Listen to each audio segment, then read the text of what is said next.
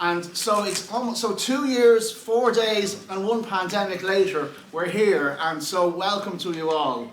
And obviously on behalf of our Education Advantage Centre and the DCU Institute of Education, we're very grateful for all our speakers, especially Mike coming all the way from Canada, and all the patience over these years in having the event half arranged and arranged. But I think we were really clear that we wanted this to be face-to-face for an interactive discussion with you all as the whole event unfolds.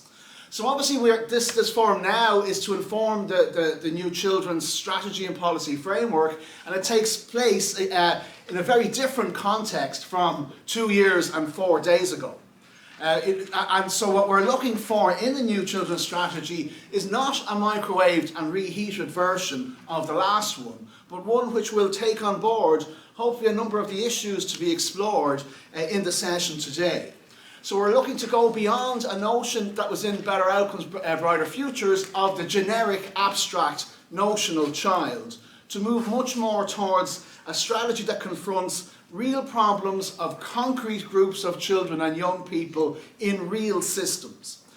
So this can include concrete groups such as children in care, children and young people who experience trauma and adverse childhood experiences. We're also calling for a much stronger, demonstrably stronger commitment to anti-poverty in the new children's policy framework. The UN Convention on the Rights of the Child is not particularly strong on poverty-related issues, so again we want this confronted, and that's quite apart from issues of the pandemic impact and also obviously the impact of refugees coming from the war in Ukraine. I would also like to emphasise that we want to go beyond the silos that are there somewhat in the Better Outcomes, Brighter Futures strategic document, where you have neat divisions into health, education, social welfare, social protection, community.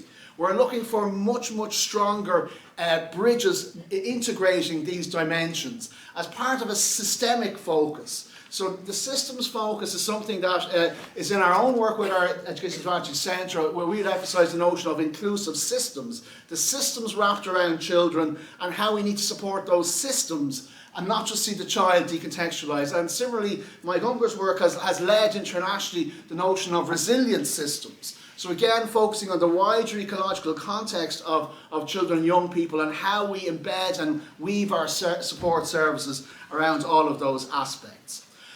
We're also called for a post-pandemic new social contract between health and education to break down these silos so that we see issues that have previously been represented as being health issues as being education issues and vice versa. So we need to, to see conceive school in terms of being a co-location of health services and some of the issues around that, multidisciplinary teams. There are many other agendas you could go into, not least the issue of the role for the arts in a future strategy for social inclusion. So there may be many of you here who may want to raise some of those points for the national policy agenda.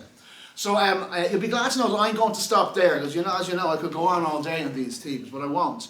I'm now going to hand over to our keynote speaker, who we are greatly honoured to have here today. Professor Michael Ungar is a family therapist.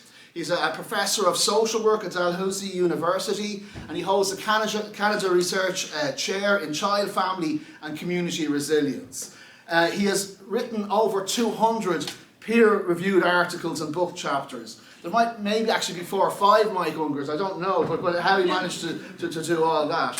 17 books. He's in receipt of the Canadian Association of Social Workers National Distinguished Service Award. He's co-chair of the Nova Scotia Mental Health Advisory Committee and a fellow of the Royal Society of Canada, an association of leading Canadian scholars, among many other aspects in his life.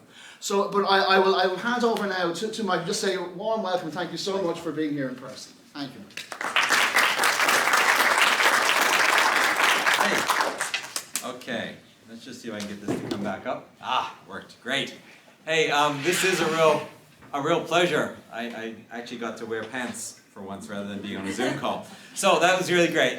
It's a real pleasure to be able to finally connect and to rebuild some friendships and some connections on this. This topic of resilience is really one frame to inform how we can develop our systems that respond. And indeed, when I had a chance to look over the framework, which was that period that, as people have been rethinking it, it has been interesting to see this kind of, where you have these 5 pillars that are really trying to establish some sense of responding to children, whether it's their rights, whether it's their physical well-being, their mental well-being, their right to an education, etc., etc. I mean, that's really broad and incredibly noteworthy to see that. That said, I know that if you're struggling perhaps the same way as many other countries, including my own, is that we've struggled to actually integrate those systems more comprehensively together. Let me ground my thinking, if you will, I'll do this a lot today, but in some examples. So the first one here is, let me tell you a little bit about a young fellow that I was working with. He was 11 years old, going on 12, when I met him. And the issue had been that this was a child being raised in a family where his mother was the principal earner outside the home. His father had a chronic and debilitating mental illness that kept him at home for many years. And the boy's routine over the years had been that he would come home after school, out of elementary school, and basically check in and care for his father, make sure he was doing okay, whatever, and then he'd go out and do his homework or go play or whatever. And one day this boy comes home and his father is not where he normally is, which is in front of the television or that type of thing. And the boy, it just feels odd. So this young fellow goes around the house and trying to find his dad and can't quite figure it out. Eventually goes into the basement of the house and discovers his father hanging from the rafters. At 11 years old, this kid has the wherewithal to get underneath his father, lift him somehow, slide a table underneath his feet, call 911, which is in Canada the service. Instantly, the fire trucks and the paramedics all arrive and they manage to resuscitate the dad.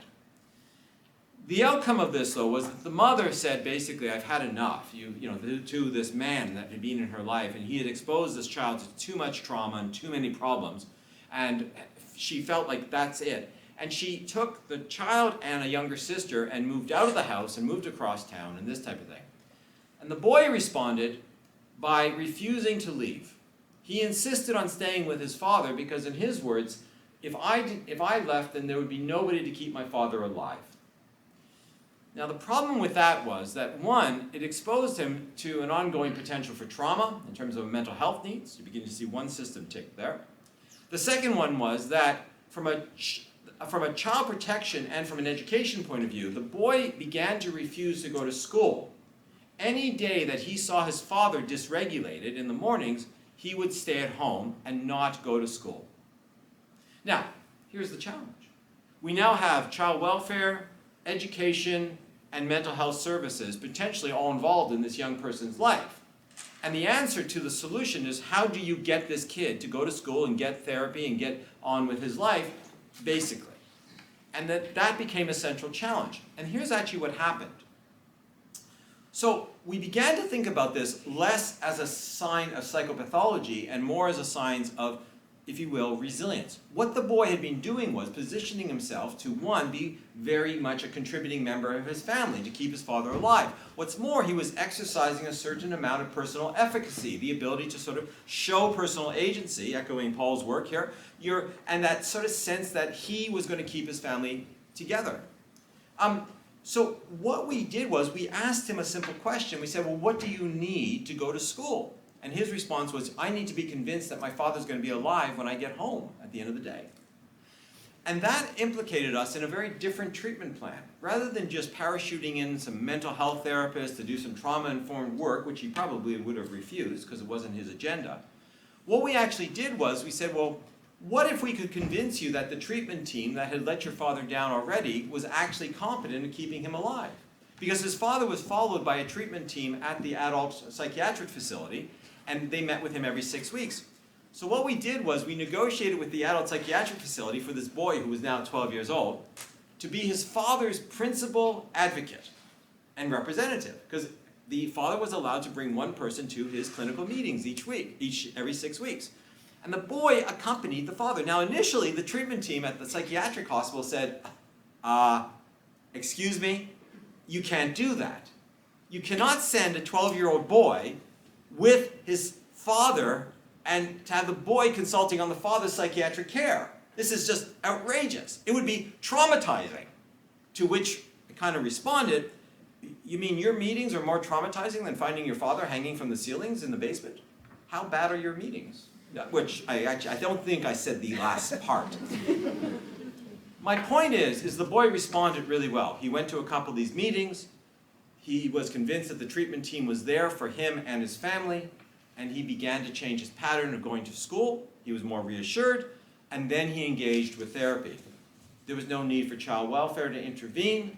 The relationship with the mother was, we worked on that. There was a series of other things. Now, my point of telling you that story is, when I hear that people talk about systems being integrated, or the welfare of children, or voice of children represented, my initial reaction is it's great rhetoric. But when the push comes to shove and you actually have to deal with a specific case, those principles tend to fly out the window. And we regress back to basic psychopathology of particular clients, of kids. We lose their voice, and we somehow infantilize them or take them out of the very systems that are there supposed to be to serve them.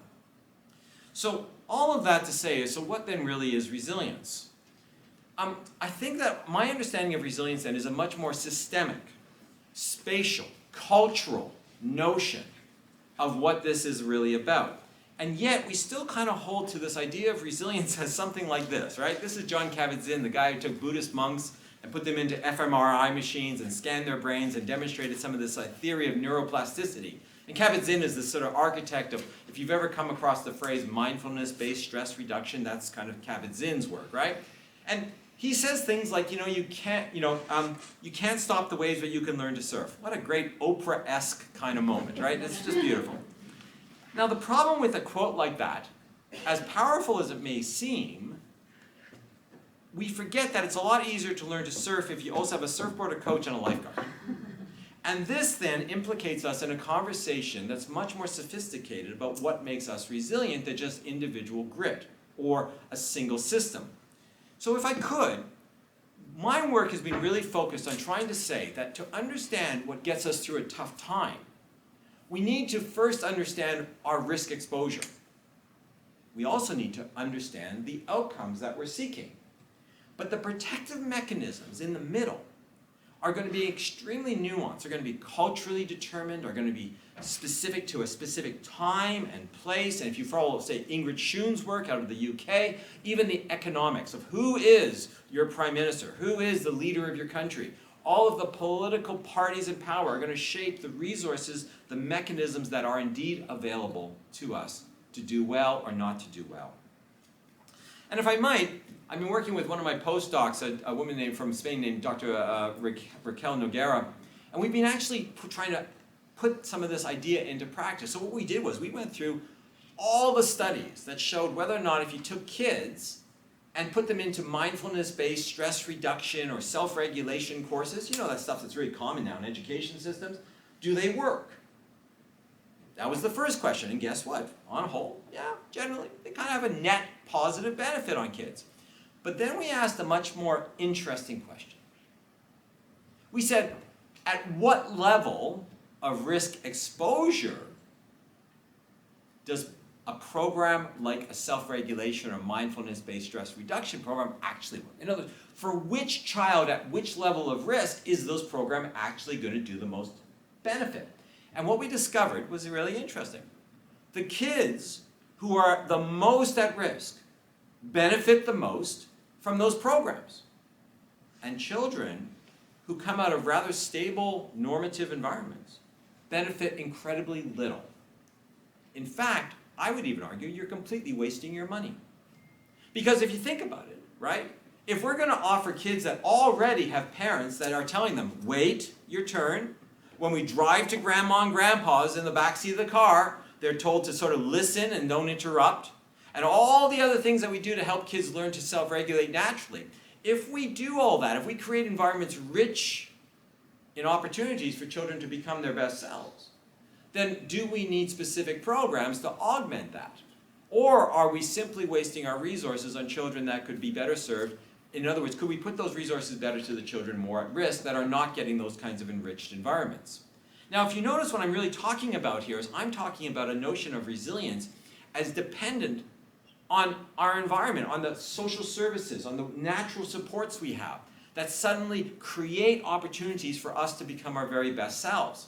Now, from a service delivery point of view, this opens up all kinds of interesting things. One of the manuals I wrote, and this is open source online if you want to look this up, it's called What Works, and it's basically for educators and other people in different services to design programs that build resilience. And I was able to talk to colleagues of mine all around the world who have successfully built programs that nurture resilience. And I just wanted to show you, there's several tapes that support the manual. I just wanted to show you just a minute or two of one of my colleagues, Dr. Masago Katisi, from Botswana, who actually now works in Norway, in Bergen. But Dr. Katisi started a program called the Earth Program in which she was trying to help kids whose parents had died from HIV/AIDS. And there were literally tens of thousands, I think the last count, 34,000 such orphans in a population of 2 million inside Botswana.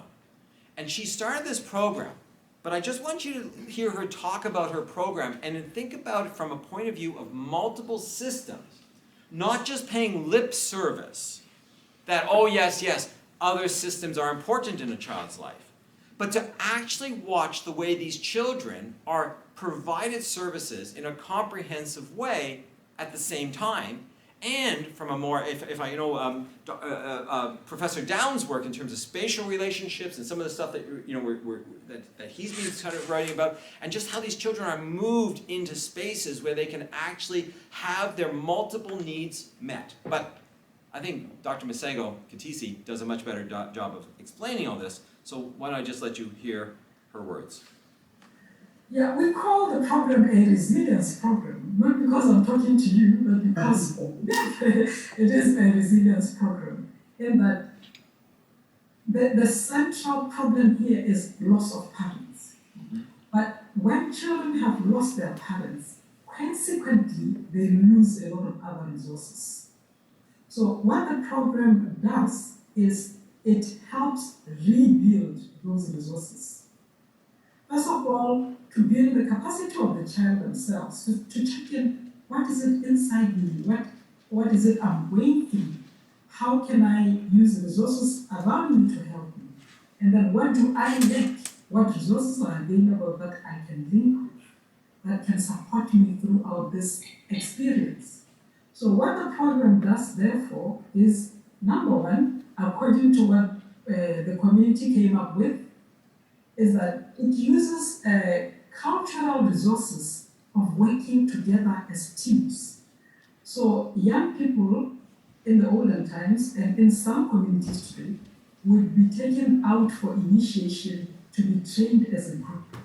So what the program does is it gathers those young people as groups to say, come, and for the first time they camp in the wilderness, and they are given a platform where for the first time they can share their experiences of loss together in a team, which is what the community recommended. And then the program also links or supports the caregivers of these young people to be able to care for these young people, because they are also going through grief, they also have their challenges. So we have a way of running workshops for them on how to handle a grieving child, and they meet together with these very children in groups and discuss their challenges and come up with solutions on what to do. Then the third thing that the program does is it links these young people to the resources in the community, whether from government or NGOs or cultural resources like available leaders of the community. It also has got volunteers in the community who are kind of watchdogs to these kids to say what is happening and how can I support. So, for me, when I think of exemplars, of integration, of services, of thinking about all the pillars of what we should be trying to do, as I encounter examples like this, I'm inspired. And the fact that it's done in a very low resource environment like Botswana is even more incredible.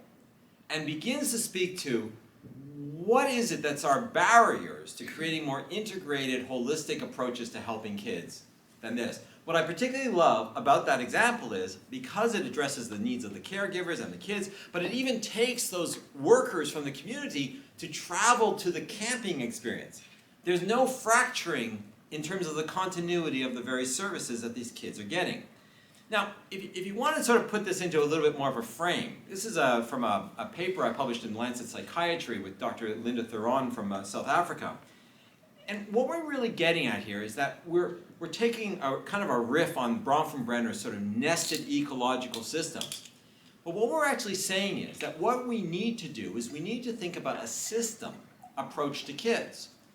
By a system, I mean that we draw elements from all these different levels. So it's that dark line, that dashed line in the middle, that is actually creating a comprehensive system of supports from, and paying attention to everything from a child's microbiome, what's inside their gut, so we know that that has a series of triggers on the immune system, which has a series of triggers in terms of psychological effects. If you look at, from Ireland here, John Cryan's work, etc., right up through the psychological, into the more social environments, indeed the built environment, so whether or not you have those brutalistly ugly schools that are sort of cement boxes with very few windows, like unfortunately we have some around Canada, or do you have a more pleasant and open kind of space that encourages, psychological well-being. So we begin to think about that. We begin to think about natural environments, and indeed, are you outdoors? Are you interacting with animals, like some schools have been doing, introducing dogs and cats and pets and stuff, and indeed gardens and this kind of thing. And suddenly you create a whole comprehensive system of elements that have the capacity to actually give children the advantages that they're looking for. Now, all of that means that it kind of informs a definition of resilience which is more systemic as well. The one that my group has been using is that when you see a population, such as children, who are particularly stressed, then resilience seems to be this ability to navigate or to make your way, right, to the psychological, social, physical, cultural resources that you need. Now, what that implies, of course, is that you have motivation. You've got to have some personal agency to get out of bed in the morning and go looking for resources. But it also implies that we have put in place resources that the child can reach when they go looking for it. There's no point navigating on the ocean if you don't have an island to land upon. And the second idea here is that it's also about negotiating or asking for resources to be given to us in ways that we experience as actually meaningful. So, two simple ideas, right? Especially in terms of culture. Two simple ideas: I need to be able to navigate or look for the resources that are meaningful to me, and I need to be able to ask for them in ways that frankly make sense to me. Now, if I might, it's kind of later in the day, and I figured, you work with kids, right? You want to try something that would probably jog your memory about this for, going forward? Have you ever played the game Mirrors? You know the game Mirrors? Oh, you know the game Mirrors, right?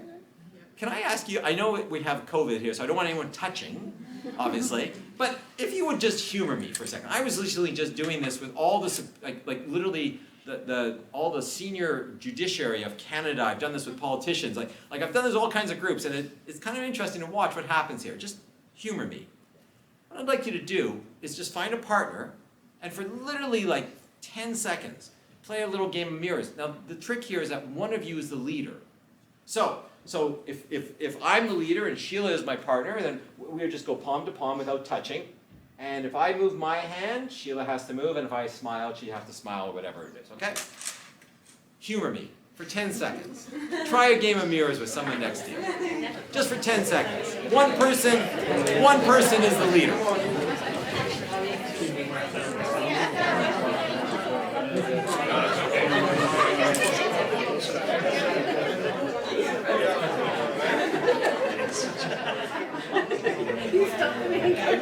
Okay, wait, pause, part two. It's revenge time, the other person gets the lead. shake the hair. Shake the hair. Okay, wait. Part three. This time, I know you're probably all trained communicators, but this time, without giving any verbal cues and no non-verbal cues, to decide who will start and who will follow, could you just go back to the very first position, and without deciding who's going to lead, could you just start?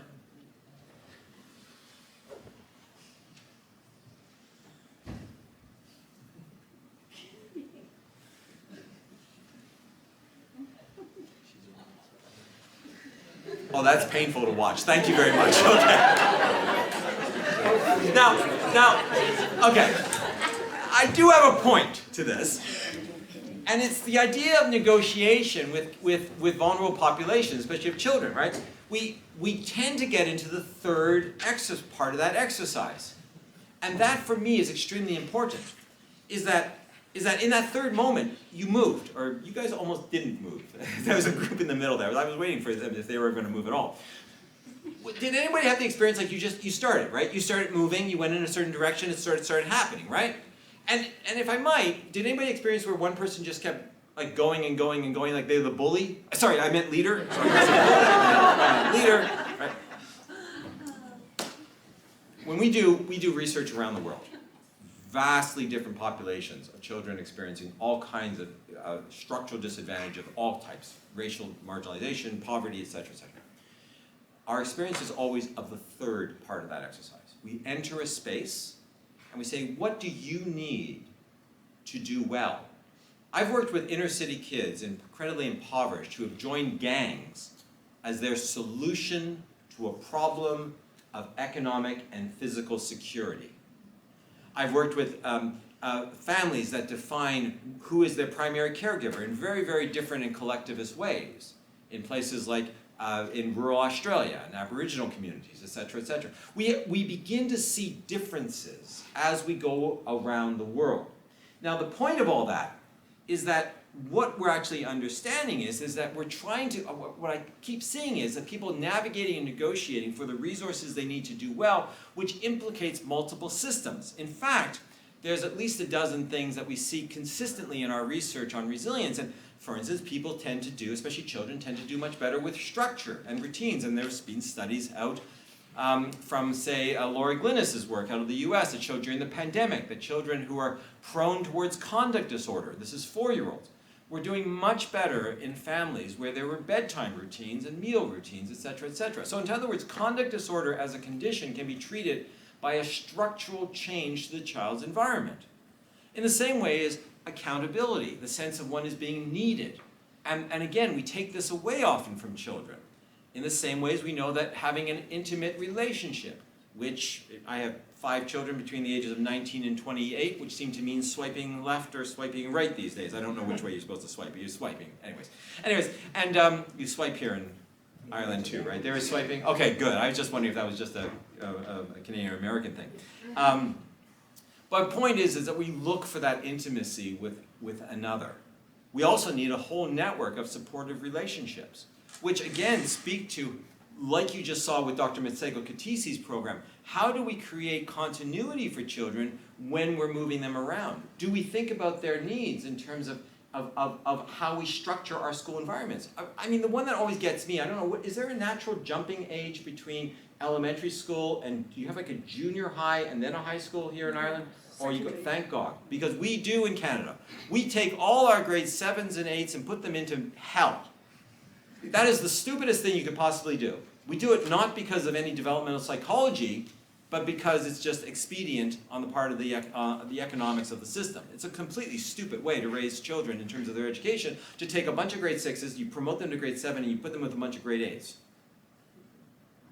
It's dumb. Because what you want is grade 7 and 8s with younger children so they can be sort of the adults in their lives, right? They can sort of mentor. Or you want them under the control of older kids so that they keep themselves in check by, say, kids in grade 11 and 12. But you never would intentionally put a bunch of grade 7s and 8s together on their own. It's basically Lord of the Flies.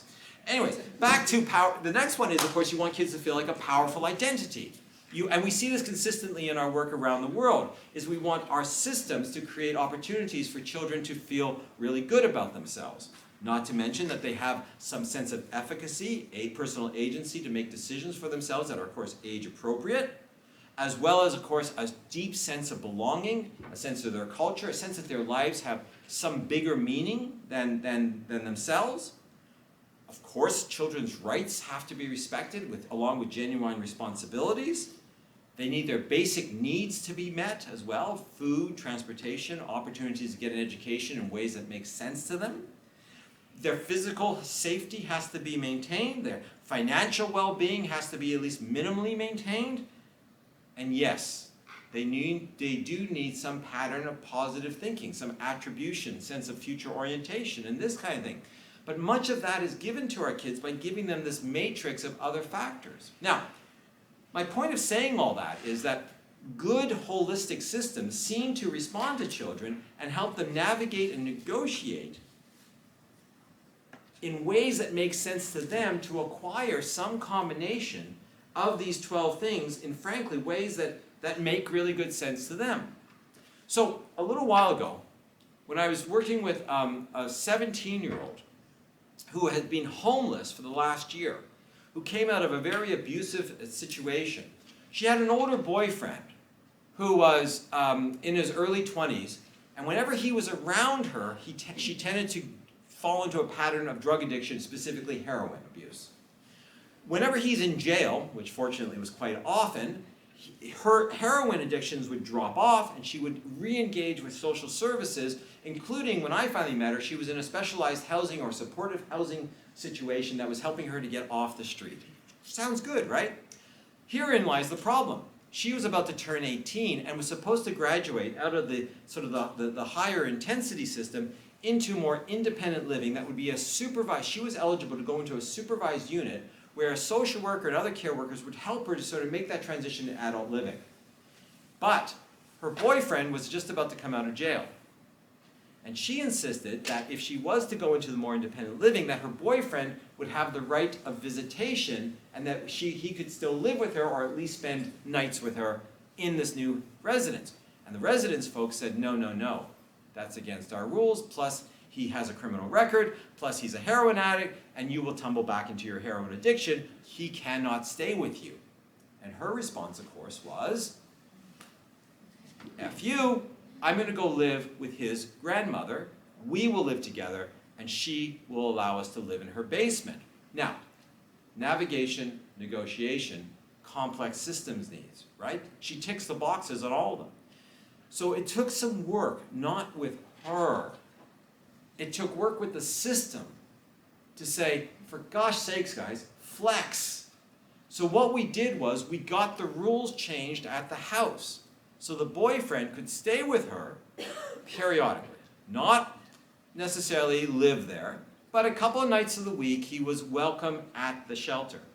Now the point of this was we reasoned that the team could do more good for her by ensuring proximity in terms of, she was literally be in proximity to the workers who had her back and could continue to help her through any addictions flare-up that would occur and relapse, while also encouraging her to avoid the potential violence with this guy as well.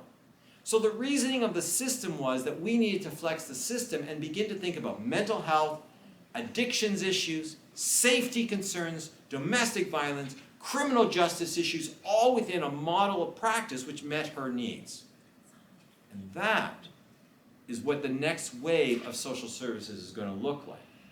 We are going to be stepping out of our boxes, and indeed I think we're going to be showing a lot more flexibility.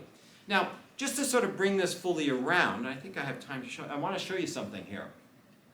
We as researchers, we go around the world looking at young people who show incredible capacity to beat the odds. And we've done this like 50 times where we've actually filmed young people for an entire day in their life, from the time they get out of bed in the morning to when they go to bed at night. And we send in research, they don't look like me, by the way. We send in, because these are teenagers, right? So we send in, I mean, it would be really creepy if a 50-year-old guy was walking around with a camera following a 14-year-old girl around the community. It's, definitely police-worthy activity. Anyways, so we send in younger researchers or whatever they follow. I just want to show you a minute or two of a boy. He is an indigenous, he's indigenous, he's from a First Nations community in Canada. He was taken away from his parents at age 3 because of the foster care system. The parents were, there's a whole history of the legacy of the residential schools which explains why the parents were unable to keep their son and the dangers that they put him in. I'm not necessarily going to get into that here, but it is something I encourage you to look into. He ends up in a foster care situation, not in an indigenous placement, so there's no cultural continuity there. When we filmed him for his day, this is a kid doing well. So many other boys like him would be suicidal, on drugs, or dropped out of school, and he is none of those things. We follow him, and what does he do on a Saturday? He gets up from his foster home, walks all the way across the city, and hangs out with his extended family. 25 people living in a 3-bedroom bungalow. It's amazing. He creates cultural continuity. What's more, you're going to see him, he's holding his nephews and nieces. He's actually doing genuine service to the community. He's looking after them. He makes a contribution. It sounds great, right? The thing we didn't know was the house is also run by, the people who own the house are drug dealers. And they have guns. And they have a variety of other things related to gang activities. We did not know this was where he was going to go. This is where he goes. Now, this is where this notion of systems really challenges us to say, what does a child need to do well? Let me just show you his life over at that particular house and what he experiences. That's the boy sitting on the couch in front of you. Oh.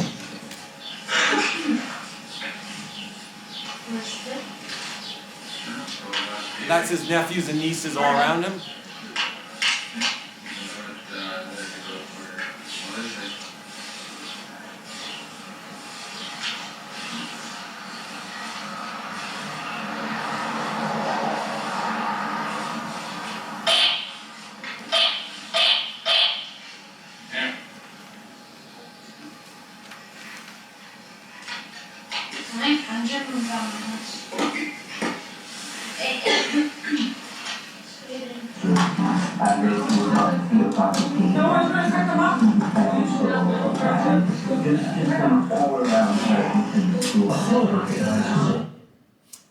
And I'm just going to stop it there.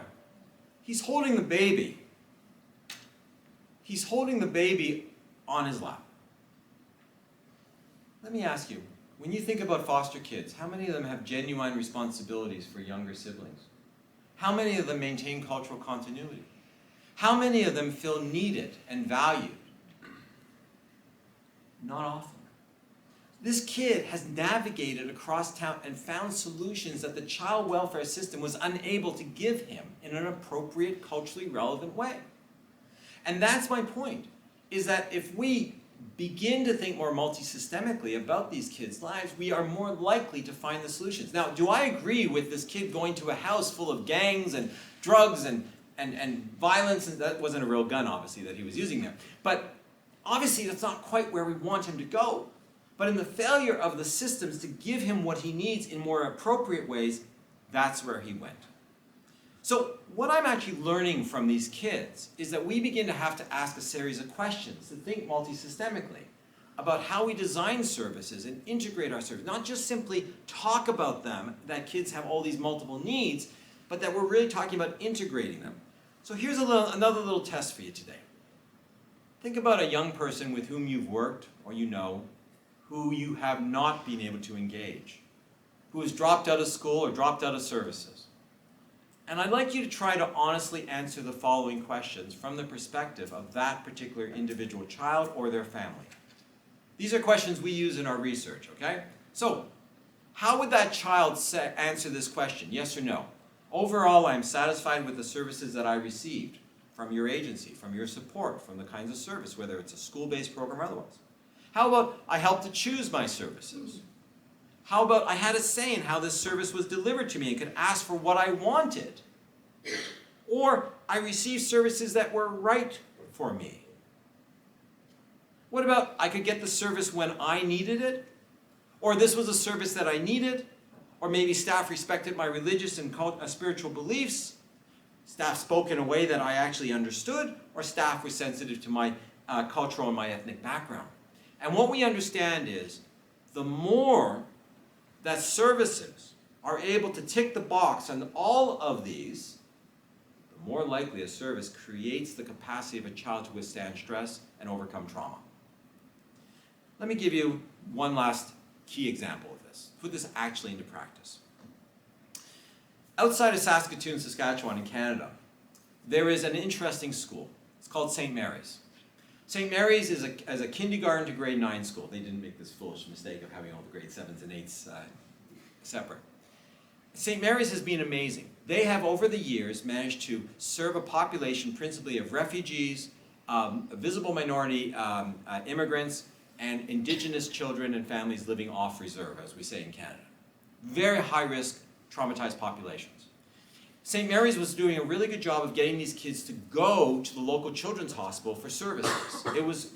They made a lot of good referrals. But most parents never followed through on those service referrals. Because, of course, you have to take buses. In Canada, our bus system is nothing like yours here.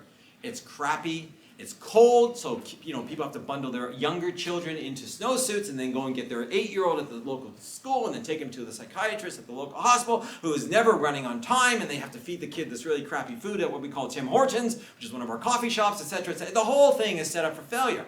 And that's exactly what was happening. So what St. Mary's did was, when they renovated the school, they had some very forward-thinking people. And what they did was, they approached the local children's hospital to set up an outpatient clinic right at the school. Now when a parent, especially a parent from a marginalized, highly racialized, marginalized group, wants their child assessed or get a treatment plan, all they have to do is come to their neighborhood school. The psychiatrist, the psychologist, the OT, and all the other professionals travel to the school periodically. When they're ready to see the child just comes through a nondescript door from the main part of the school. They get their appointment, and then they go back. And the best part of this is, of course, because it's co-located. If you think about the change, and to echo again Professor Down's work on spatial relationships, if you think about what we're actually talking about here, is we've created a co-location of services that is functional, so that when a treatment plan is developed in this center, it is almost seamless to go over to the educators and back to the family, so there's continuity of case plans. Services can be made human-centered, child-centered, but not through our silos. And the more we understand that, the better we are able to basically begin to sort of do this. Now I'm in the interest of time, I know that I'd really rather, sorry, I'm just trying to advance here. Because what I'd like to do is with your permission, I'm going to end on that note, on that optimistic note of St. Mary's, just outside of Saskatoon, and what's potential for a school. And I hope that's in this small way that perhaps I've begun to sort of introduce this idea that the theory of a more multi-systemic resilience isn't just theory. It is meant to be applied in very practical ways, whether it's with children who are orphans, or we're talking about children in need of mental health services, or street youth, or whatever population we're talking about. It's a fundamental set of principles that the more we combine these systems, frankly, the better the outcomes are for kids holistically. And on that note, I'll pass it back to you.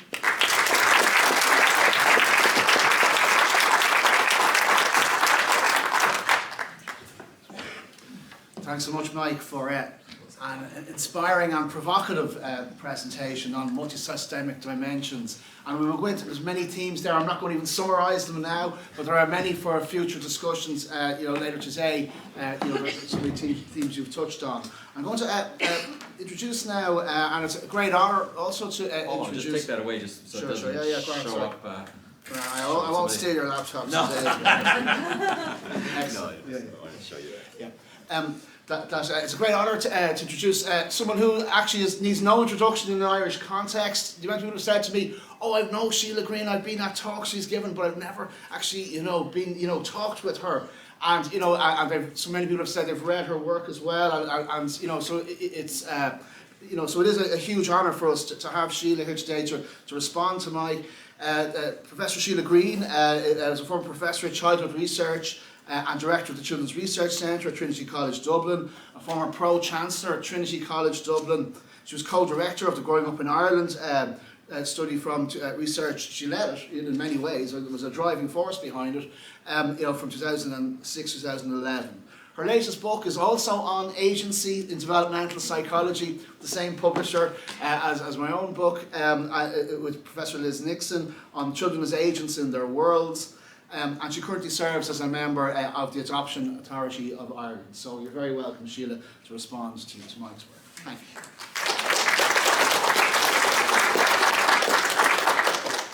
Thank you very much, Paul. It's very much a pleasure to be here today, and a great pleasure to meet Mike again. We met last time he was in Dublin, and he gave a very interesting talk in Trinity, and another fascinating talk today. His work, I think, is very important. The whole topic of resilience is one I think that we can talk more about in Ireland. It's a very, very useful concept which has developed in a very positive direction. I can remember the first time this notion of resilience crossed my path. We talked about children in terms of being resilient children. So you talk about the child made of glass and the child made of steel. It was a notion that the resilience resided within the child. And the work of people like Mike has told us that indeed we need to talk about resilience as residing in the relationship between the child and many aspects of their environment. And that if we want to build resilience, we build the kind of supports that the child needs. So that this work, I think, this bio-psychosocial ecological system that Mike has described, I think it's very important for us to think in that way, to broaden our perspective on what we need to do to support children. And we've heard from him about the lack of coordination between services and the lost energy, really, I think, that brings about when there isn't that coordination and integration that is really needed. And that certainly resonates with us here in Ireland, very much so. I mean, first of all, we have very often lack of services.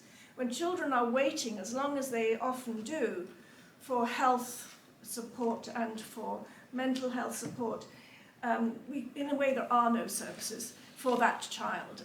But when we have services in place, very often they are working in silos and not working together in the way that they should.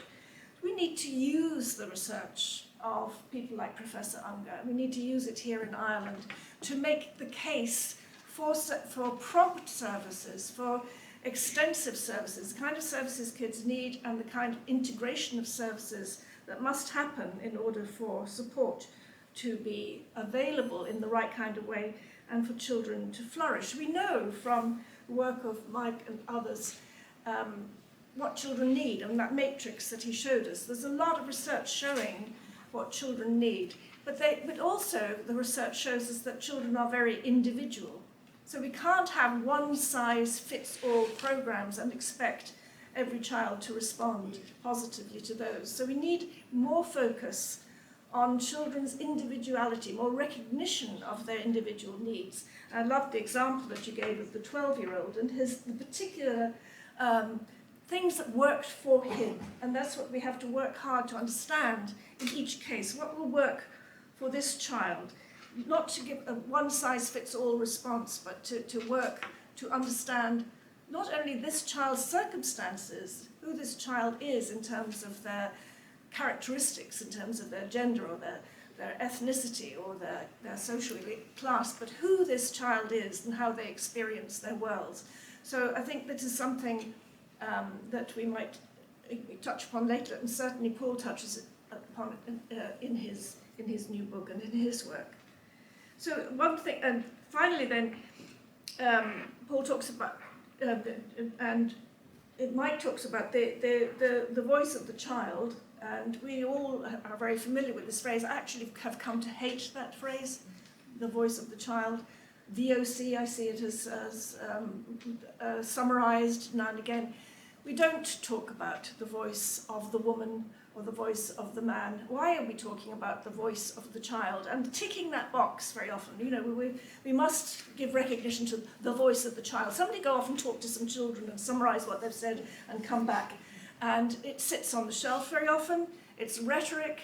We need to talk to children in a respectful way, and we need to take account of what they say in the way that we saw a very good example of here. We don't use the excuses that they're too young or too traumatized or too ignorant in some way, or it's too difficult. That's not good enough. We need to know what they need from us and what is important to them, for them to be treated genuinely with respect and genuinely as the individual persons that they are.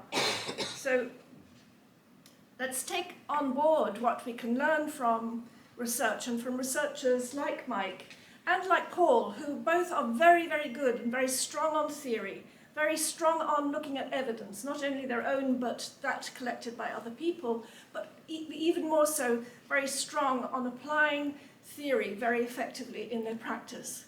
So thank you, Mike, for a very, very inspiring talk. Thank you.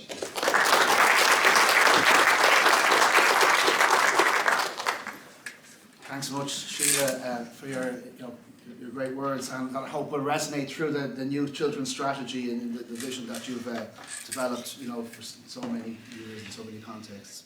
I'm going to now, the next three panel respondents have been given a task in advance that they hopefully are still aware of, which is to respond to three key questions, which is how the pandemic needs to impact on the new children's strategy, particular concrete risk groups that need support in the new strategy beyond the abstract, generic, notional child that I was talking about earlier and critiquing, that we would have seen as a criticism of the previous children's policy framework, Better Outcomes, Brighter Futures.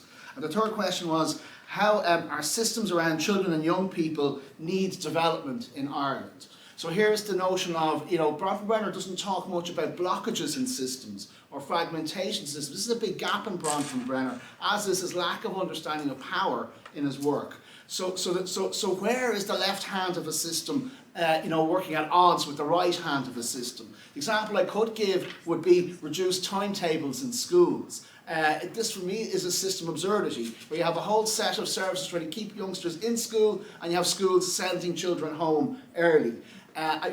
Because the services aren't there to meet their needs. So there may be many other examples where the system fragmentation is working at odds with itself. So I look forward to hear the panel's views and indeed the audience's expertise on these issues.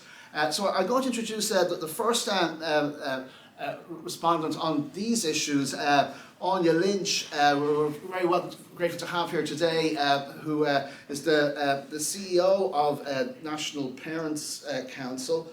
She has many varied career, including a degree in nursing. She's worked in areas of child psychiatry and for the ISPCC as a childline manager and director of services. Since 2007 has been the CEO of the National Parents Council Primary. She's also sat on the NCCA, the National Council for Special Education.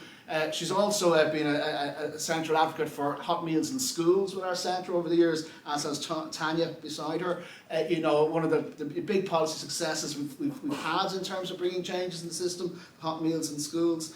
So I'd just like to welcome Anya for her thoughts initially on this. Okay, so thank you, you're very welcome. Maybe you might come to the podium, if that's okay, Anya? Right. Okay, yeah, just with the mic. Okay, thanks.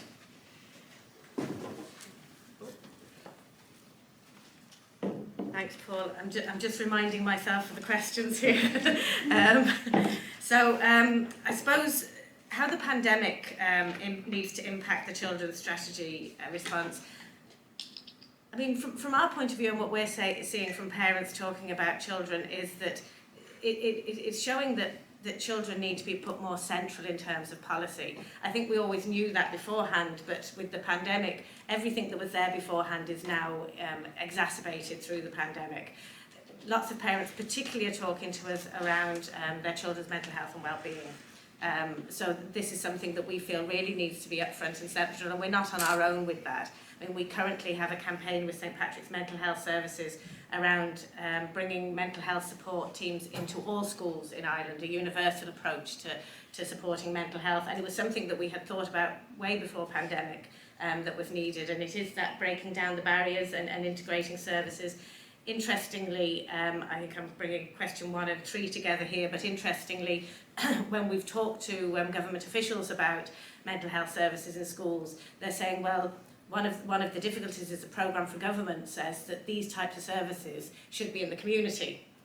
And straight away you start to look at the barriers that are there in the services, but from the perspective of parents and children, the centre of their community is the school, and how much more can the community mean to them than the school. And I think the example that was shown in terms of the service co-located with the school is one that we have seen operate in Ireland quite successfully, but it's always been brought around by need in certain, I suppose, communities, and certain schools like Corpus Christi and Moyross spring to mind in terms of the level of co-located services around that school and how it's integrated. And I suppose what we would always argue is that the need shouldn't have to be identified and proven before those services are available to children.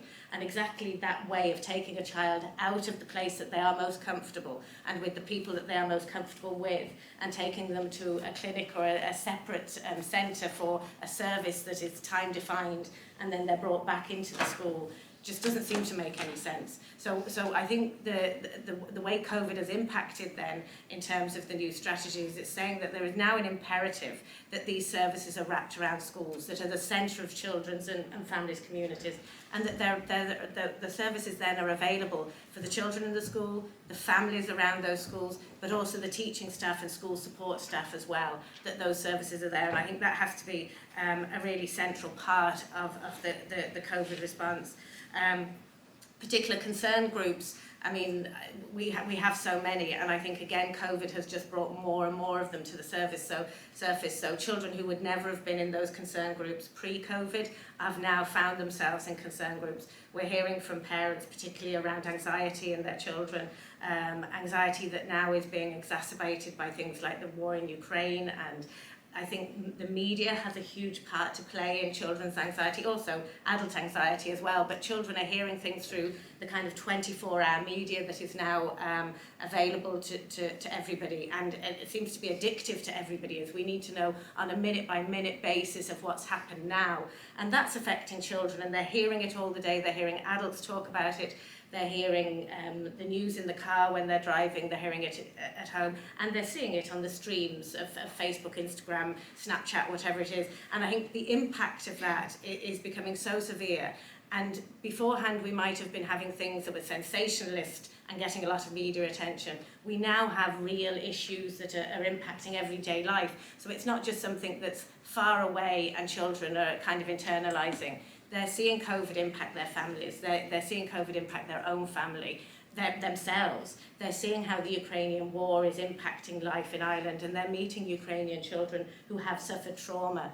And this is all directly impacting them. So we have to find a better way of supporting children. And we can't keep saying teachers know the children best, and that that's where the system supports children in the school, because teachers do know children best within the context of education and schooling, but teachers need a support system around them to support children in these ways. So the mental health, and Paul has referred to the school meals programme, and poverty as well, and we sometimes disconnect with poverty in Ireland because we see ourselves as a kind of Western world and all the different excesses we have in Ireland, but poverty is a real issue for a lot of families in Ireland, and some of them that it's very hidden. So we need to make universal supports available to families, because we shouldn't have to be able to identify, or families identify themselves as in poverty to access services. I'll probably cut it there because I know that other people have got to have time, but thank you.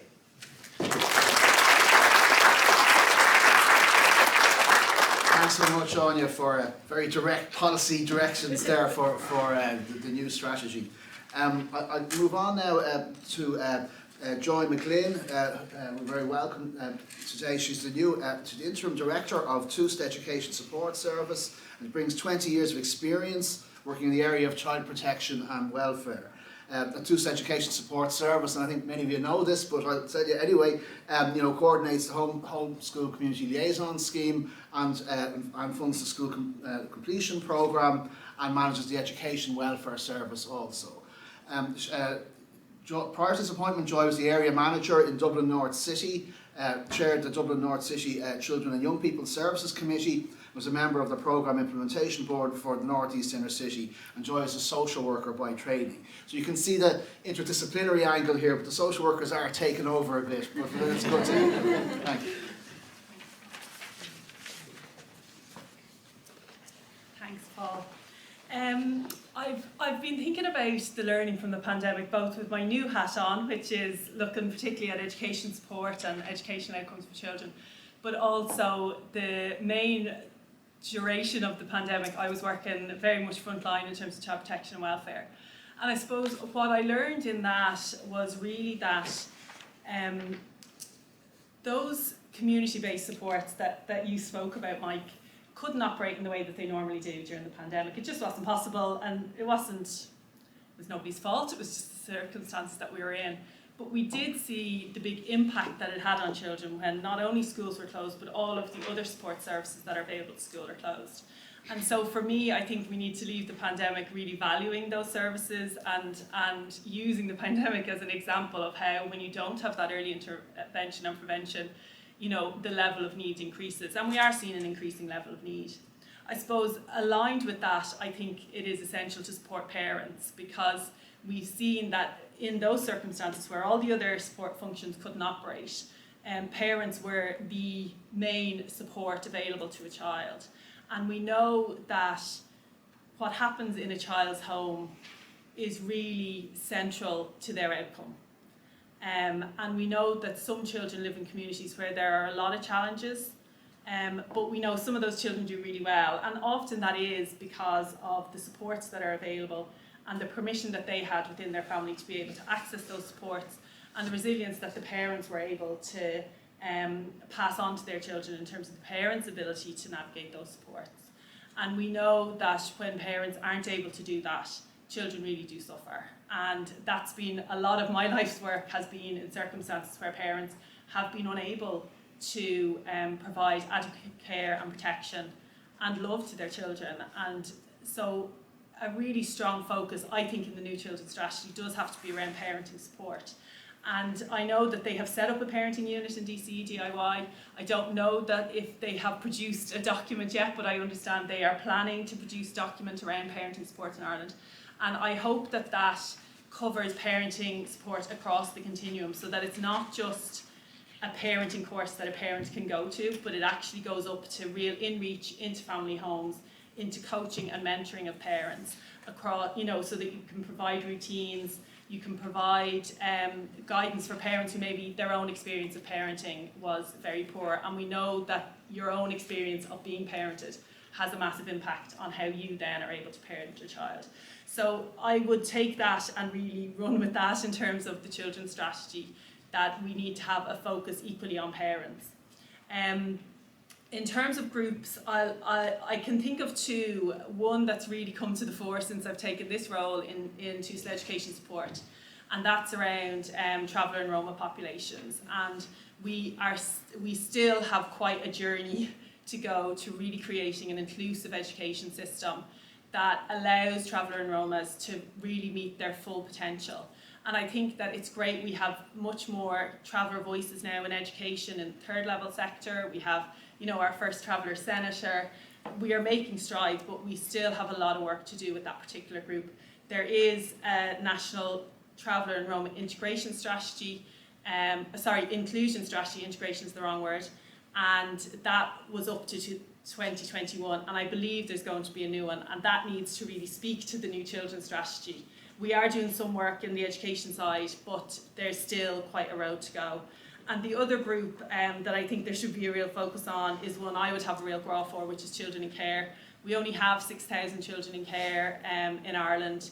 I think, now not everyone agrees with me on this, but I think they should be prioritised for any service that the state provides by any state agency. We have taken them from their naturally connected family and we have become their corporate parent, which is a horrible term. But that means that they should be prioritised for any service that they need. And particularly I'm interested, since I've taken this role, in what we can do around education for children in care. And I'm having discussions with DCE, DIY and Department of Education about that, because we know the transformative impact that a good educational outcome can have on the overall outcome of child in care. In terms of systems, I kind of reflect on my time as the chair of a Children and Young People Service Committee, a CIPSI. And that is supposed to be a local structure that really plans and integrates service provision in a local area. And what I found being the chair is that you can go so far in terms of integrated working, you can put pilots in place, you can connect services to each other, but you actually don't have teeth in terms of really organising services in your area. And so I think what we have in Ireland, and I'm sure it's the same in other places, and some of it I think is to do with our history about how services have developed, in that, you know, as a state we relied heavily on religious orders. Now as they withdrew, we have charitable trusts in place, so we have quite an ad hoc kind of arrangement. It's not that there's one kind of body who delivers services for children. There's this myriad of bodies. So, and what we also have is this highly national, centralised kind of system where decisions are made nationally without much local power. So I think for me, if we could really make system change, it would be around really powerful local decision making available to those who are allocating resources and creating services for children. But I think that speaks to kind of a wider cultural thing in Ireland around national government versus local government, and how it is that we make our decisions, given that we're a small country. I would absolutely agree on the poverty. We cannot forget poverty, and we cannot forget the connection between poverty and child welfare and child protection. And there was just recently a paper, this week actually, I saw that came out in relation to that. So that is absolutely needs to be core of the strategy. We have an industry that responds to the impact of poverty, and I would love to see us really just addressing the underlying causes of poverty and eradicating poverty. It might do some of us out of a job, but I think that's a good paper. Thank you.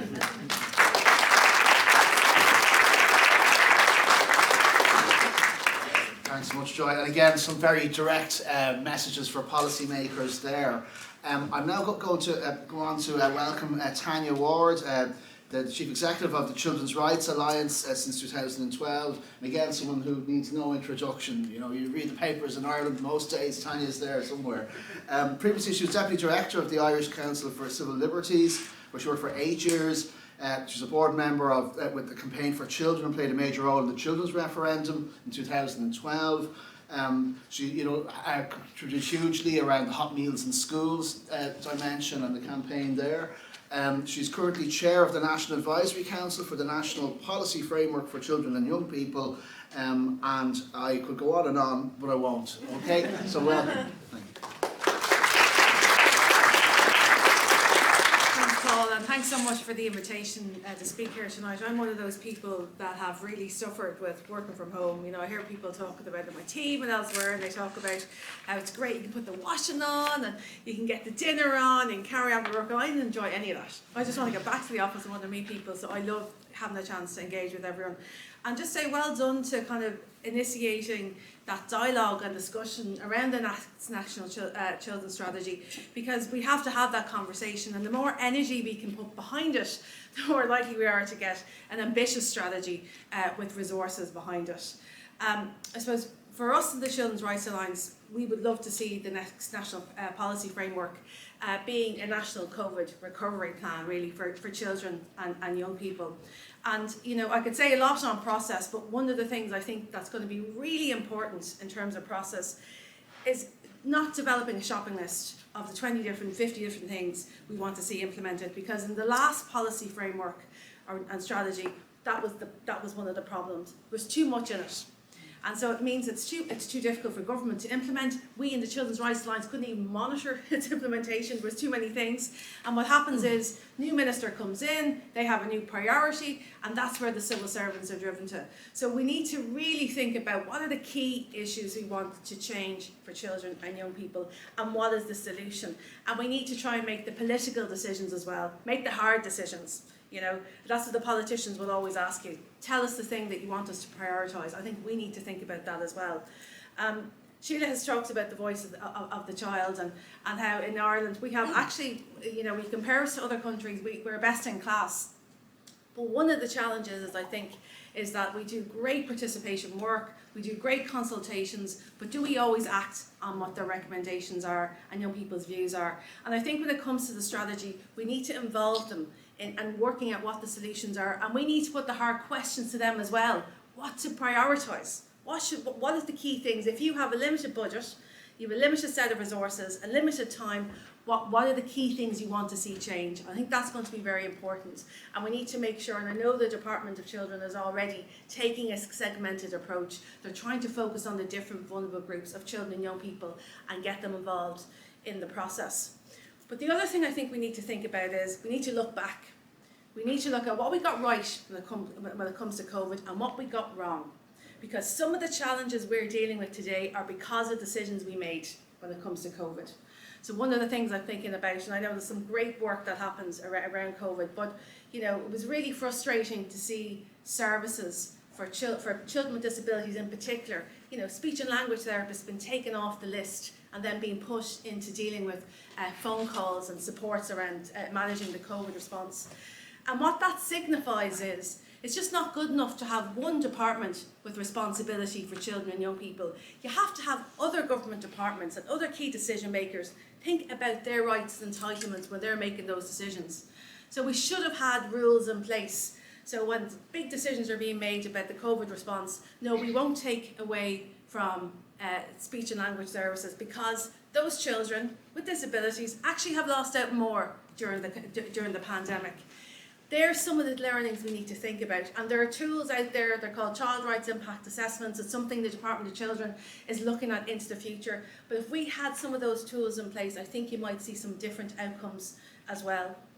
Looking at the groups of children and young people, I mean, it's already been picked up by Joy and Anya, but I want to start with poverty. Joy finished on poverty. I want to start on poverty.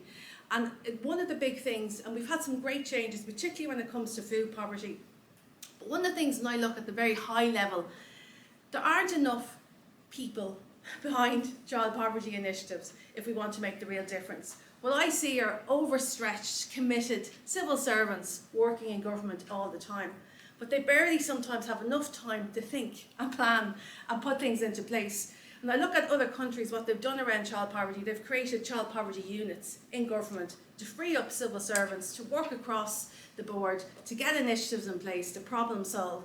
They have it in Scotland at the moment, they have it in New Zealand as well.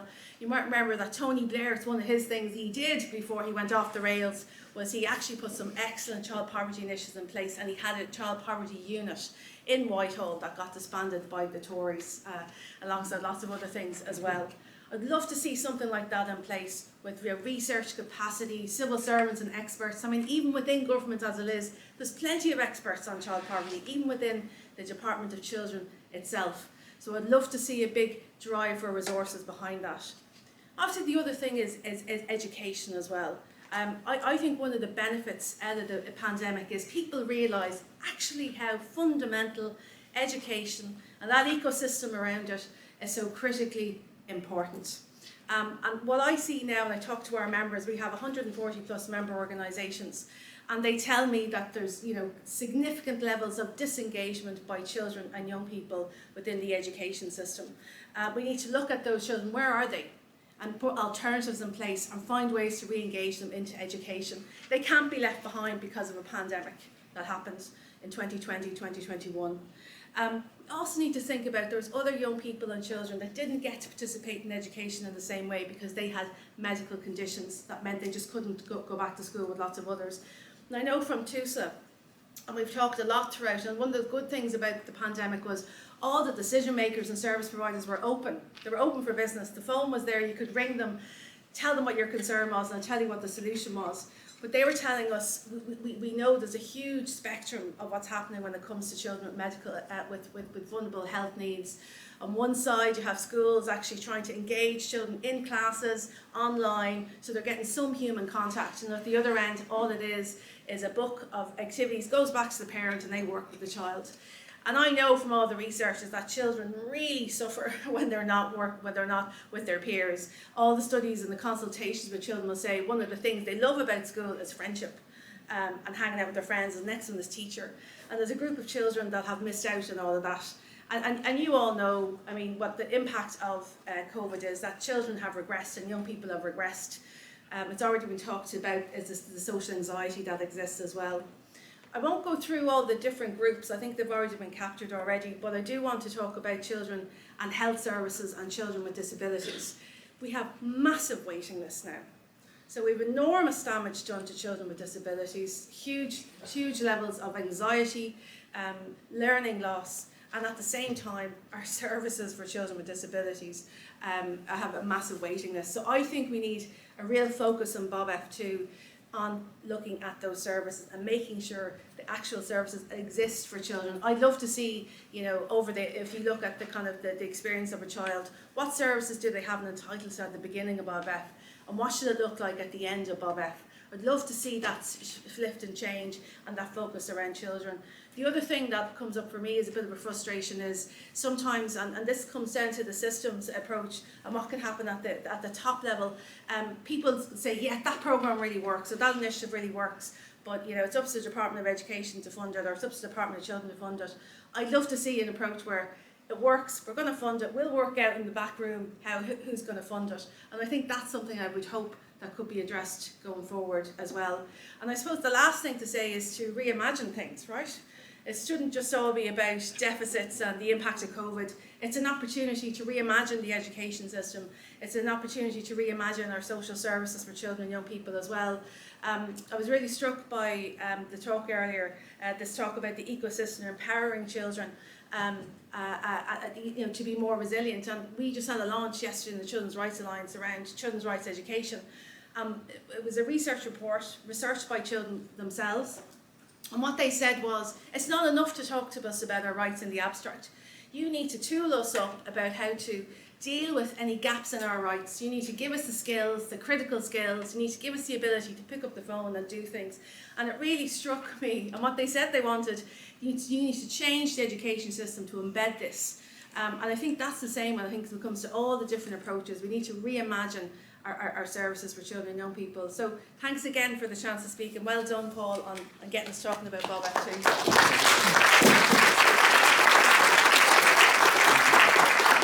Thanks so much, Tanya, for passionate and lucid, you know, strategy aspects. You're very brave to quote Tony Blair. Right? You get some things right, but obviously... I give you that. So what we have now is quite a bit of time for questions from the audience. Just to note that your voice will be heard. The session is being recorded. Your face can't be seen from the back there. But if you have questions, I would also just ask you to introduce yourself as you ask the question. And I might take, say, 3 at a time. And it's not even just questions. It could be comments you want to make as well. And then we might ask different people in the panel to respond to points you want to raise. So I don't want to start. Okay, and it just okay. So and then okay.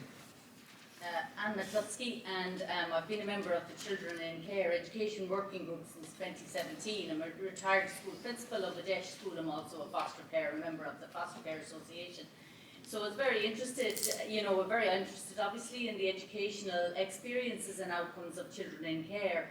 But I would query a little bit about saying that children in care should be prioritised for services, because I think they probably, hopefully are. The difficulty is we don't know what their service needs are because they're not being tracked in education.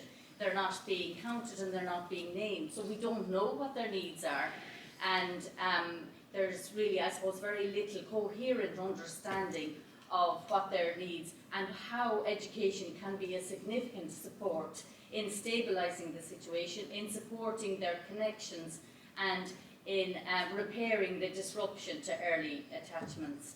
So I think that's one issue that I would say, that the first thing that I would like to see is not necessarily from the Children in Care Education Working Group, but I would love to see them named as a category under the primary online database and the post-primary online database, so that we know exactly what their attendance is, what their test results are, what their outcomes is, and if they are more prone to suspension, exclusion, and restricted timetable. So that's one thing I would like to see. Let's track them, let's see how they're doing, and let's see what their experiences are. And know, is education being a good support, and what can happen in education that's not currently happening, which would seem to be trauma-informed education, and we are trotting a good bit behind the UK, I would say, and other jurisdictions on that. That's one issue, and I would say that, you know, that in terms of coherence, it's very important, it seems to me, that services would really join up when it comes to key transitions for children in care, in particular around the age of 18. And it's a time of great uncertainty for all young people, but particularly destabilising and uncertain time for children in care who are coming up to going into the aftercare system. And so often they can lose their place of residence, they can lose their home, they can lose their connections, just because of their 18th birthday coming up to the time when they're about to do the most important exam of their life. And then, if they don't manage that transition, or if they're not supported to manage that transition and don't go on to full-time further education, then they don't get aftercare service. So that's a key area, and it would seem to be not too difficult to address, that if the Department of Social Protection and Department of TUSLA would integrate with education to make sure that they are supported, particularly in an integrated way at that key transition for them, that would help their outcomes considerably. I think just on a practical level, when I was a school principal in Bluebell and Inchicore, in meetings with the speech and language therapists, we weren't talking about co-location, we were talking about outreach.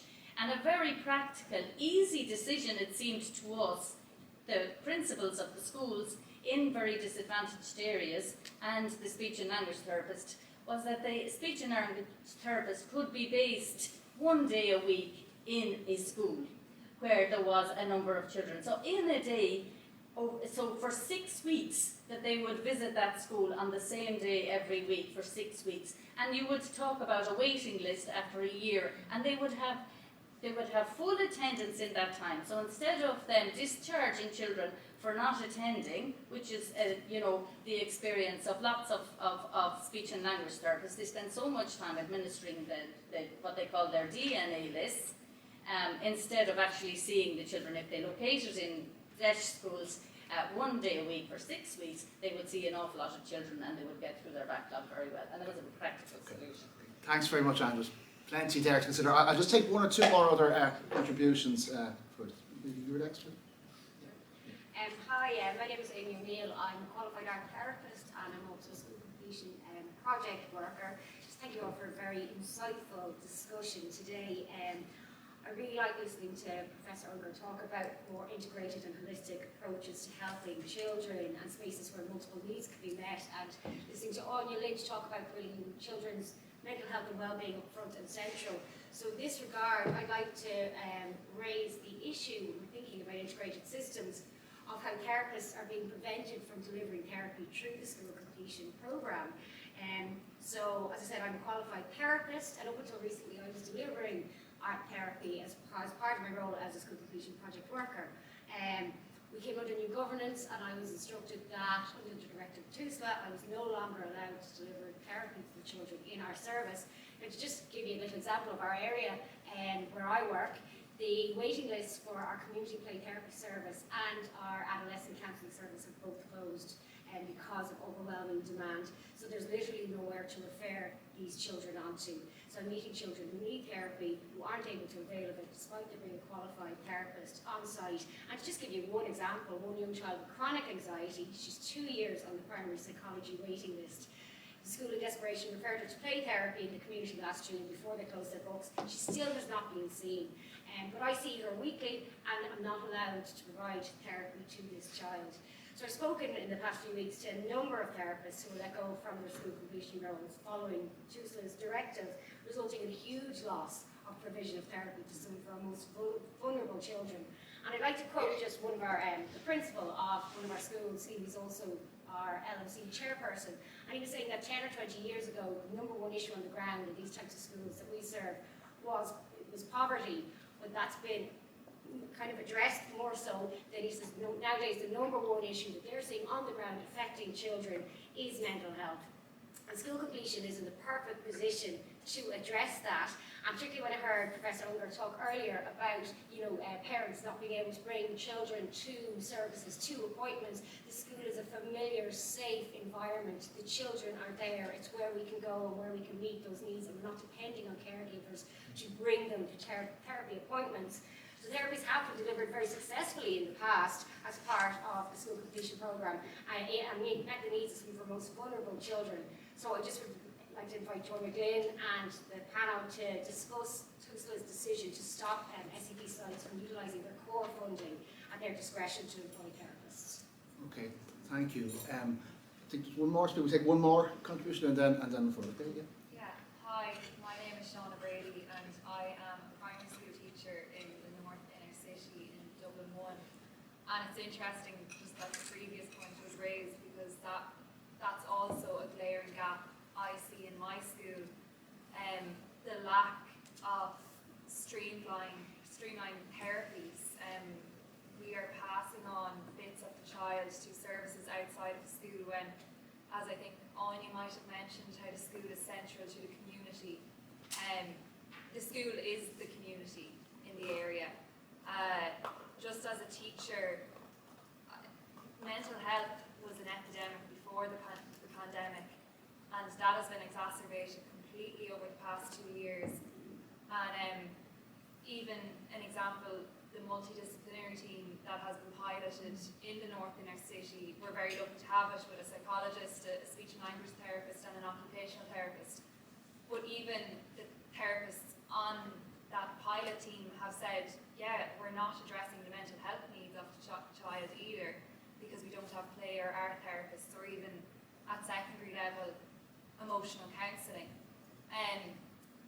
I am studying a Master's in Poverty and Social Inclusion at the minute also, and as part of my research I decided to implement a school garden because of the lack of nature. And these are some of the children involved, the participants. They wouldn't even be on the priority list of therapy in our school, but from speaking to them, when I asked one of them in particular, how does the school garden make you feel? And the answer was, like, most children said, good, great. One of the children said, included. I think it was also Anya who said, teachers would love to be best placed to support the child, but we can't because we're being stretched so thin as it is, and we need these supports. They just fall short, well, not just fall short, they fall completely short and of what's needed. And that's my experience from being on the ground, because we can talk about the evidence and the research, but when you're living this experience every single day and the children that need it are in front of you with their bottom on the seat, I think I just wanted to raise my own concerns. Thank you. Okay, thanks so much. So we've plenty of food for thought there. I don't know if anyone wants to respond to. We can do it in order. I won't do it in order. I'll just maybe ask you to take whatever issues you wish to go with. Anyone wants to start first? I'm happy to speak about the children in care first. Yeah, sure. To be honest, I'm not sure this is the place to talk about TUSLA's decision around school completion. I obviously wasn't involved in the decision at the time, and maybe it's something we need to take offline, because I'm not briefed enough on it in terms of therapy provision by school completion coordinators and whether that is part of their role or not. So I might just look at the children in care and the education piece. I totally agree about POD and PPOD. I have had a discussion with the Assistant Sec Gen in the Department of Education, and I'm told that there's a review being done of POD and PPOD, and I have said we need that category. So I've had that informally, and I will be following it formally. The other piece that is happening in relation to children in care and education, and trying to track some of the data, the CSO have a role in collating information from various state agencies, and we have asked that we're doing a particular project with them at the moment around our children in care data and matching that to education data. So there will be some capacity for us to track, but I absolutely agree that pod and P-pod is the way to go. In terms of aftercare, again, absolutely agree. Our legislation is relatively weak on aftercare. If you actually look what the legislation says, it doesn't put much obligations on TUSLA, and it puts no obligation on any other state agency in relation to young people in aftercare. But I would say children do get a service, or young people do get a service if they leave care and are not in education, but they don't get the financial support. So the financial support comes from the Department of Social Protection, or if they have employment. We are looking at particular guidance counsellors for children in care. We're piloting something this year to see whether we can just kind of garner some real expertise in the guidance counsellor community around children in care. So that's a new project that we have under Durham Account Funds. And we also last year for the first time had a bursary for care experienced young people who maybe were maybe want to do masters, or people who weren't going into the kind of pure further education, higher education, wouldn't be eligible for SUSI, to give them some bursary. So again, we had some good success there. So I think there's more that can be done, and I think this is an opportunity. Obviously TESS has moved back to the governance of the Department of Education.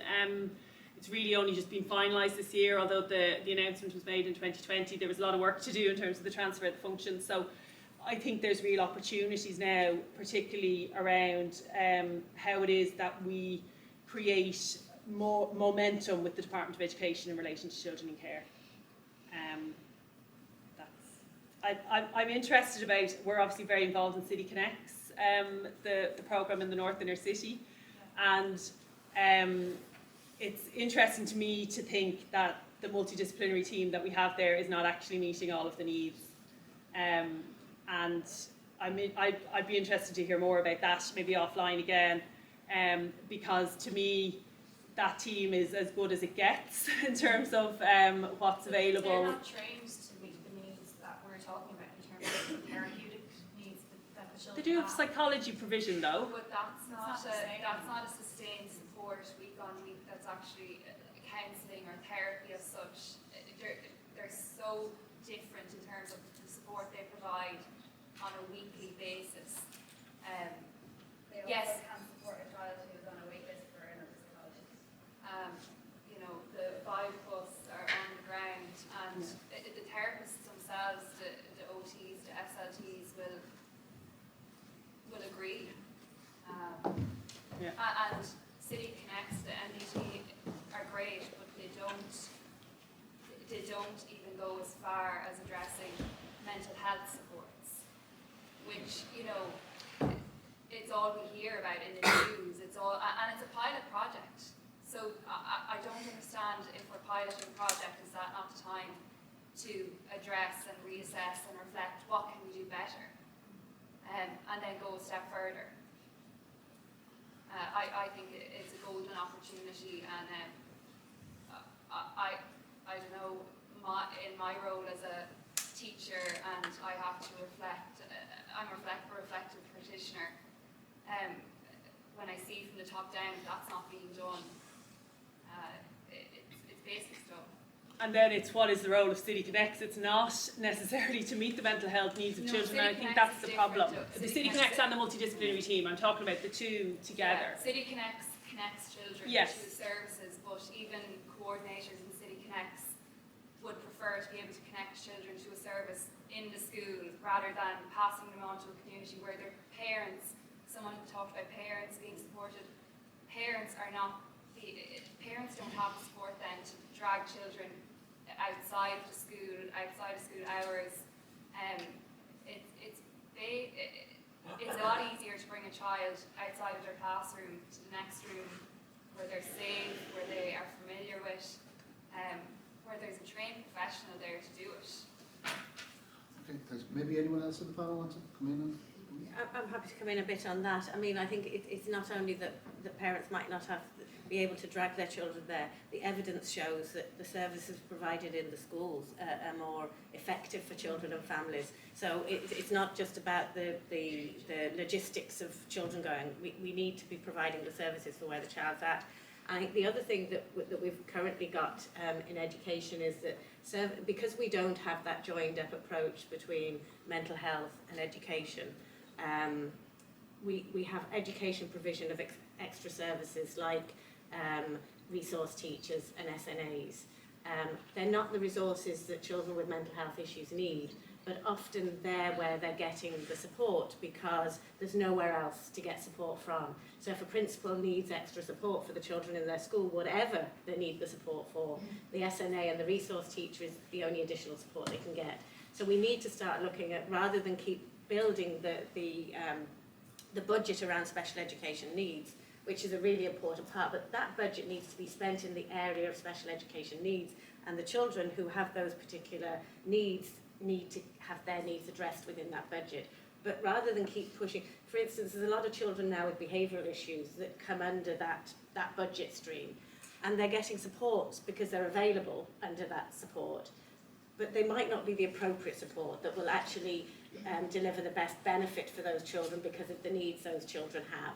And I think, you know, sometimes we finish up just getting the support we can get rather than the appropriate support for children, and we don't make the impact we need to make for children. And it goes back to that. At the moment, it takes a very brave person to shake the system to get the right support for the child that was talked about in the first presentation. It shouldn't have to take a brave person. The system should provide that access of support where the child needs it, and the right support for the child and the family and the teachers and the school staff, because it certainly shows within evidence that where these supports are based in schools and within clusters of schools, that actually the efficacy and the impact for teaching staff and other school staff raises as well. So, you know, there's very little argument against why you would do this, so I think we need to start looking at implementing it.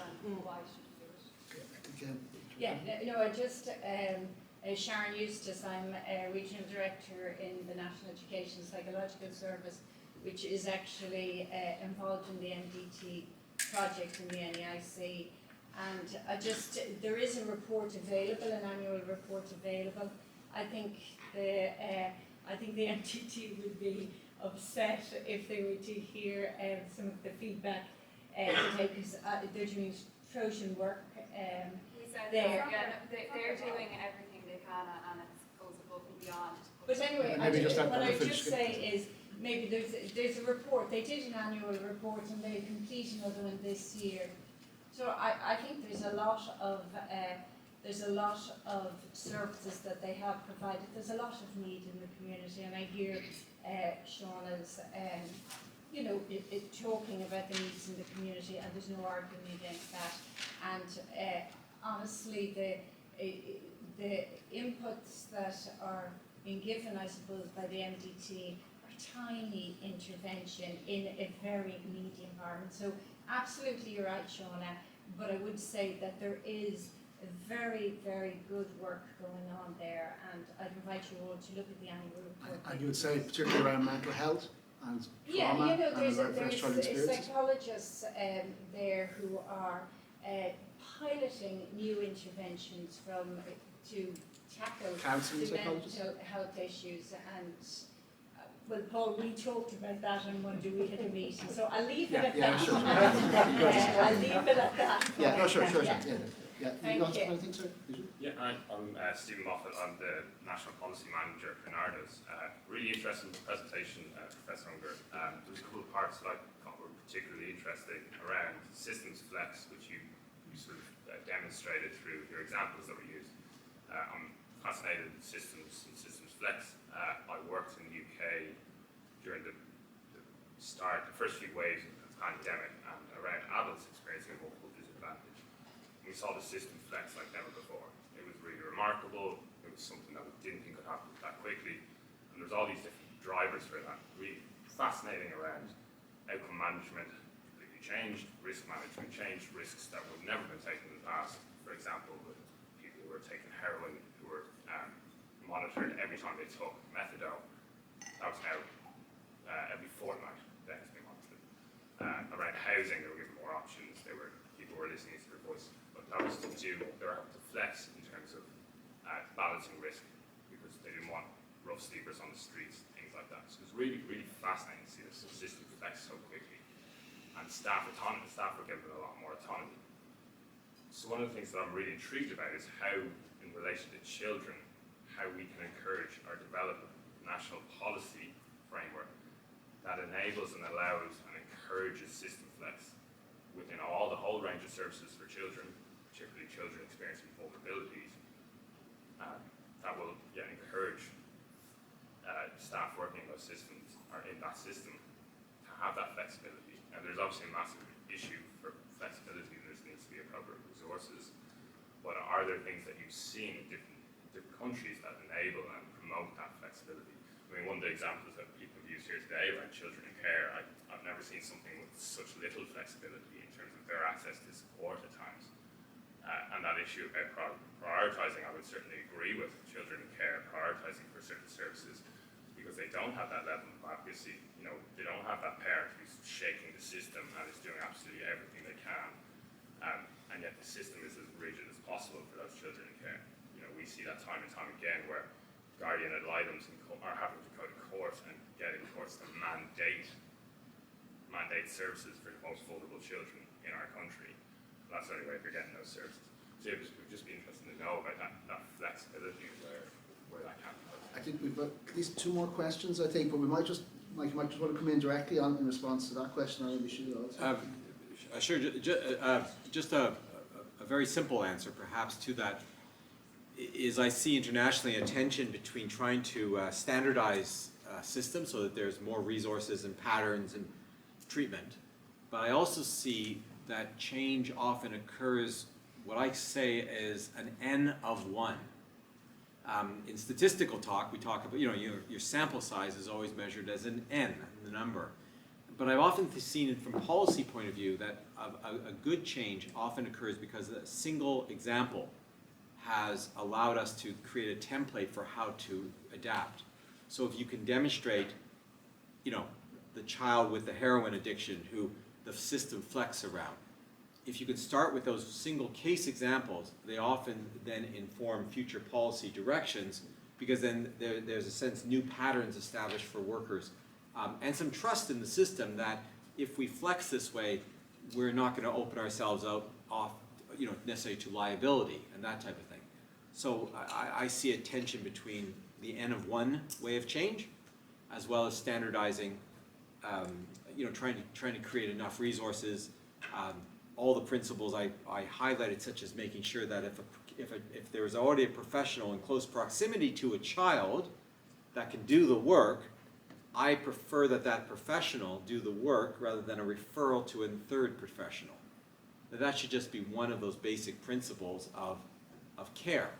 I would rather actually supervise a child and youth care worker working with a very vulnerable child than working directly with the child if there is already an established relationship between that youth care worker and that child. In other words, we can put those things into principles, into sort of broad-based practices and fund them with more flexibility, more flexible funding formulas, while also getting at these single case designs. So that's the kind of way I've been seeing it happen. Hi, thanks very much to all of you. Marlene McCormack's my name. I'm here in DCU working on the early childhood end of things. Okay, so we've spoken about a lot of groups today, and I suppose I'm really hitting your second question, Paul. What groups do we not need to forget in a new strategy? And I think the power of early childhood and that point of co-location, and Mike, you mentioned St. Mary's, and a fantastic example of all of that, which is now disbanded in the UK, is Sure Start. And that notion of co-located services, again, that was all disbanded at a certain point. And I think in early childhood, because parents are not so intimidated, they come in, they engage in a different kind of way, and it's, whether we're talking about additional or special needs, or people from different marginalised communities, often early childhood is a nice little hotbed to integrate and for inclusion. So that's one group we shouldn't forget about. And I agree with you, even listening to you, Anya, Tanya, who spoke about poverty agencies. Was it you, Tanya? Yeah. I was thinking about the Combat Poverty Agency, and I thought, do you know what we do so well in this country? We have fantastic examples, and then we close them down, or we don't let them run their course. So anyway, I'm just putting in the spoke for early childhood, don't forget it. Okay? I think think you.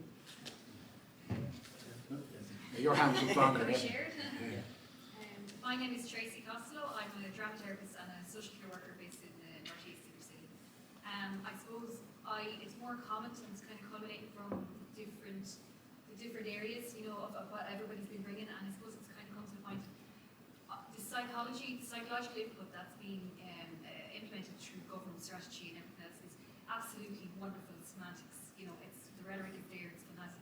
The breakdown of the psychology, I'm hearing speech and language, OT, I'm thinking, and now I'm no expert in those areas because I'm a drama therapist, I'm a creative arts therapist, and it's to do with mental health, but I'm just thinking that it seems to be prioritising the academic outcome, the output of how the child can then respond or develop within an academic environment. And I mean, how can they respond if they're not well in themselves enough to be able to reach that space where they can move into, you know, where they can process cognitively? So I suppose that's what I just kind of wanted to bring as a statement. But also, I suppose I was really, I think it's yourself, Tanya, you said about reimagining. And I was wondering, if this is the direction we're going, do we need to redefine what school means? About the definition of school. Is school, you know, academic excellence and glued on, stick-on pieces of mental health services, breakfast clubs, parental participation, all these different add-ons. Rather than thinking of them as add-ons, do we need to like undo the, I suppose, let's go into patriarchal notion of what education is, or the being of a child or the being of a person, and actually underwrite exactly what school means now in society, and do we need to reimagine it that way rather than it being, oh, we've got room there, we could put the OT in, or we've got, do you know what, they're not using that storage room, we could put the drama therapists in there and let them, instead of just having a whole integrated, restructured idea of maybe even don't call it school, I don't know, you know, the community, instead of, you know, just this one piece of focus that we know time and time again only serves a certain type of child's functional ability and serves only a certain member of society in a certain jurisdiction, I suppose. I think that's quite an inspiring way to end the vision for the future and the strategy, particularly around education. I'd just like to make one welcome, which is Lara Hines, the acting Assistant Secretary in the Children's Ministry, is here. So you're very welcome, Lara. And hopefully, this will feed into your own department's thoughts on the strategy. I'd also like to just acknowledge one person who's not here, who has given me, I think, the best excuse I've ever heard for not attending some event, which is Professor Anya Hyland is having a lecture theatre named after her in UCC today. So I reckon that's a pretty good reason. So she sends her apologies and good wishes for the session today. Okay, I'm now going to hand over to Sheila, who's kindly agreed to launch my book, and I'm greatly honoured. Thank you, Sheila.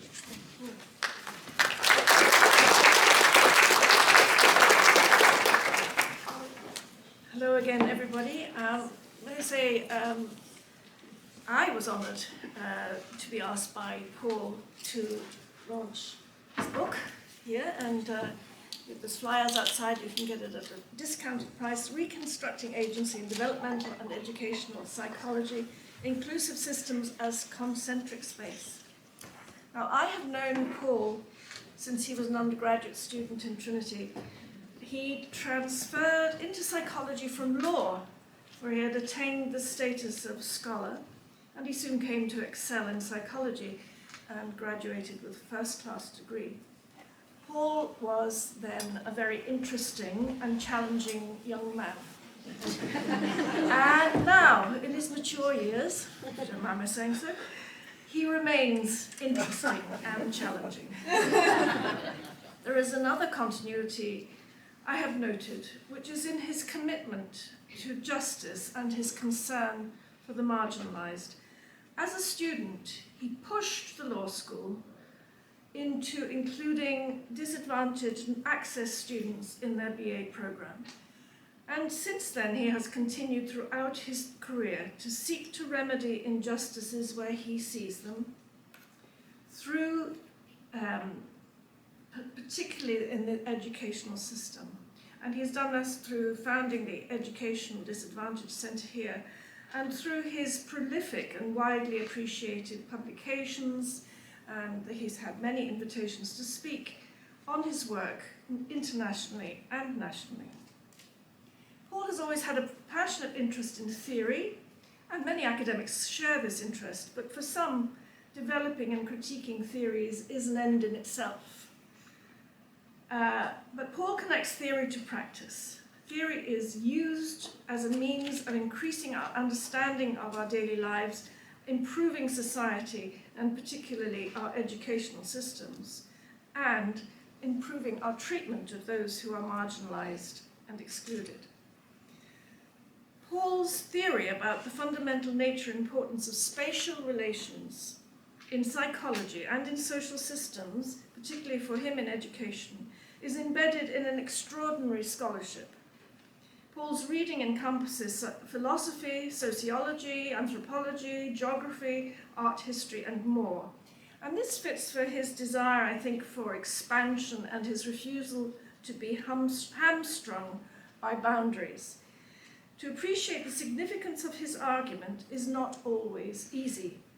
I think this is because he's calling upon us to rethink something we rarely think about, that is our existence in space.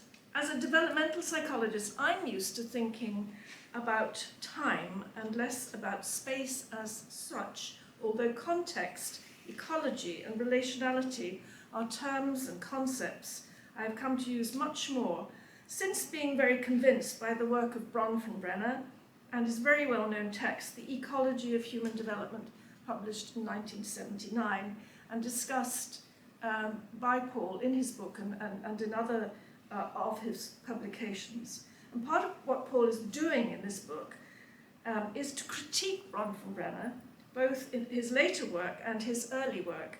Interestingly, he asks us to revisit and revalue the early work, although he identifies deficits in it.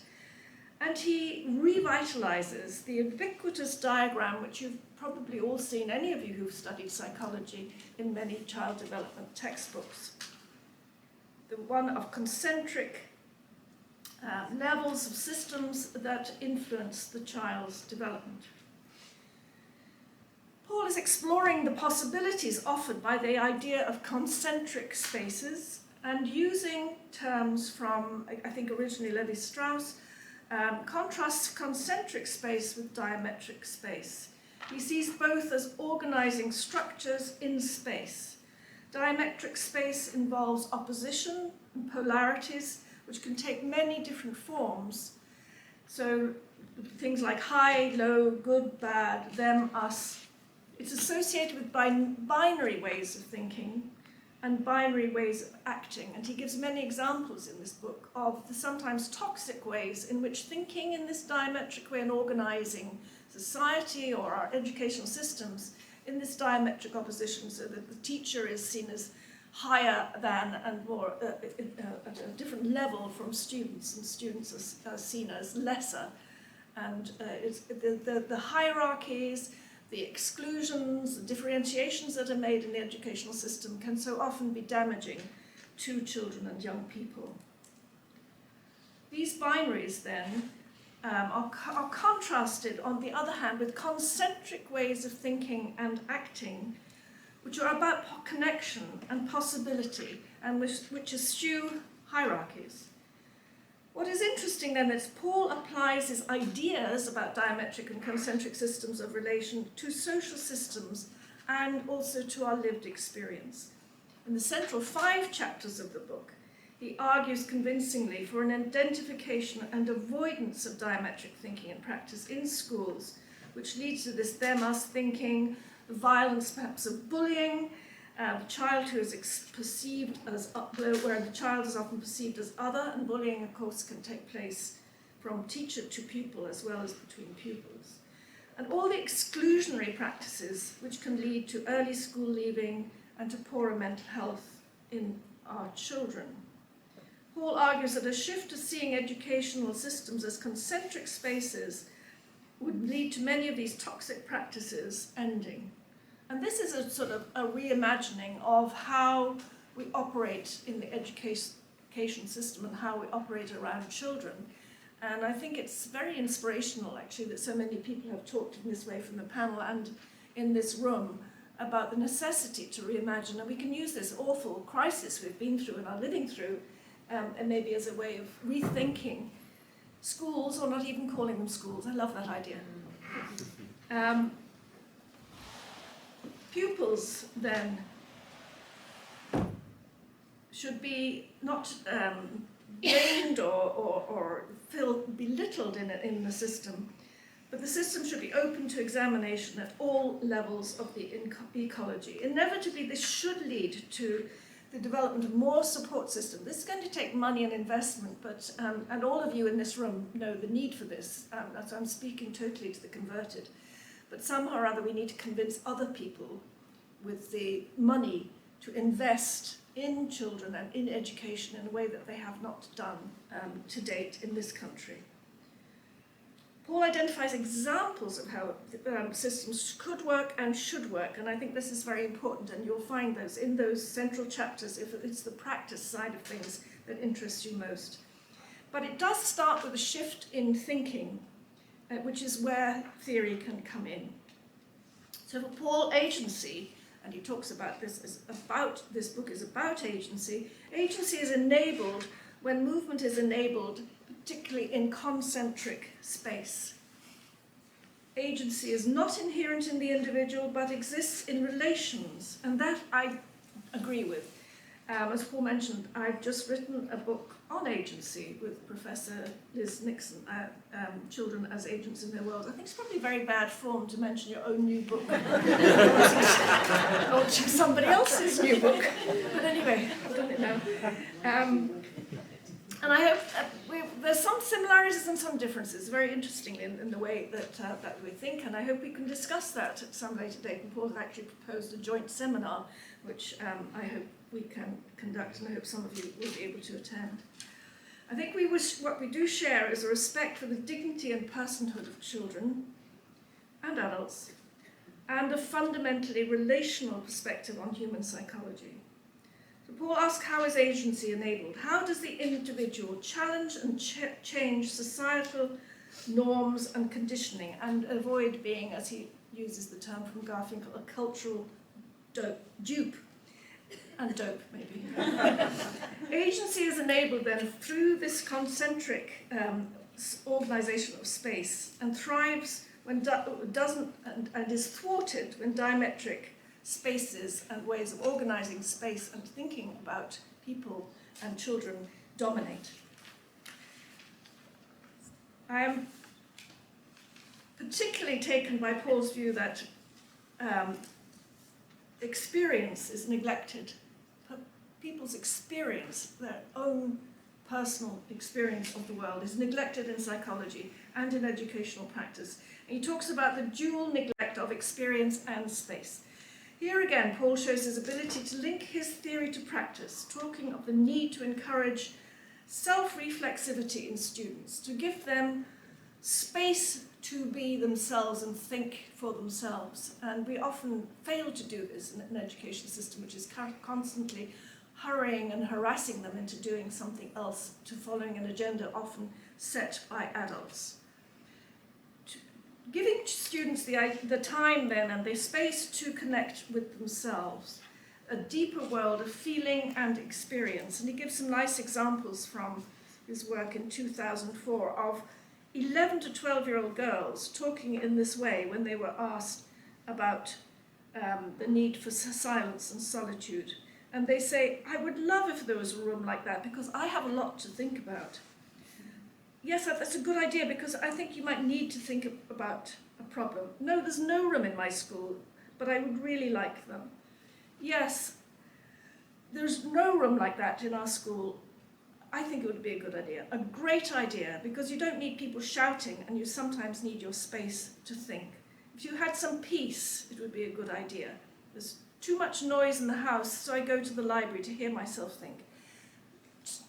Children need space and time to think and reflect, and I think that's an important aspect of what Paul is talking about. This world, this deeper world of feeling and experience. And through this, children can tap into their own resources and their own thoughts about the world around them, or the school experience, the relationship with teachers, and become resistant, perhaps, to the demands and norms of the external world, than to be themselves people with initiative and with agency in the world, and agency that is supported by the systems around them.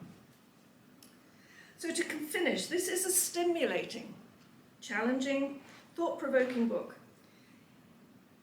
Can I say it's definitely not bedtime reading? But it certainly repays reading, and I certainly recommend that you read it. I hope Paul's ideas are taken up by other theorists and by practitioners, and that they serve to give agency, in his words, to give agency to those who are excluded in particular. Paul has already done much to do this, to give agency to those who are excluded. I think amongst his many achievements. I look forward to seeing where his original mind and passionate convictions take him next. Thank you.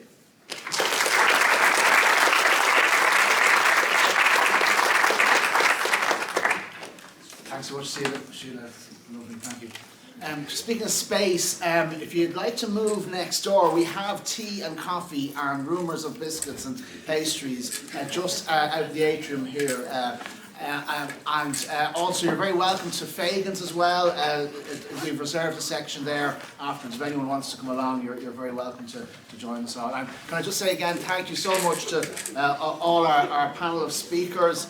I'd like to say special thanks to Sarah McManus, who just walked in the door. She's organised the whole event greatly, aided also by Elaine Davis and Jennifer Cummings. Thanks so much for all your work on this today, and also to Conor Sullivan for the technological brilliance that hopefully Sarah, we were just talking about you. Okay? Yeah, round of applause. Thank you, Sarah. So I'm hoping the tea and coffee's there. Just say thank you so much for all the very inspiring dialogue, and look forward to chatting to you outside. Okay, take care.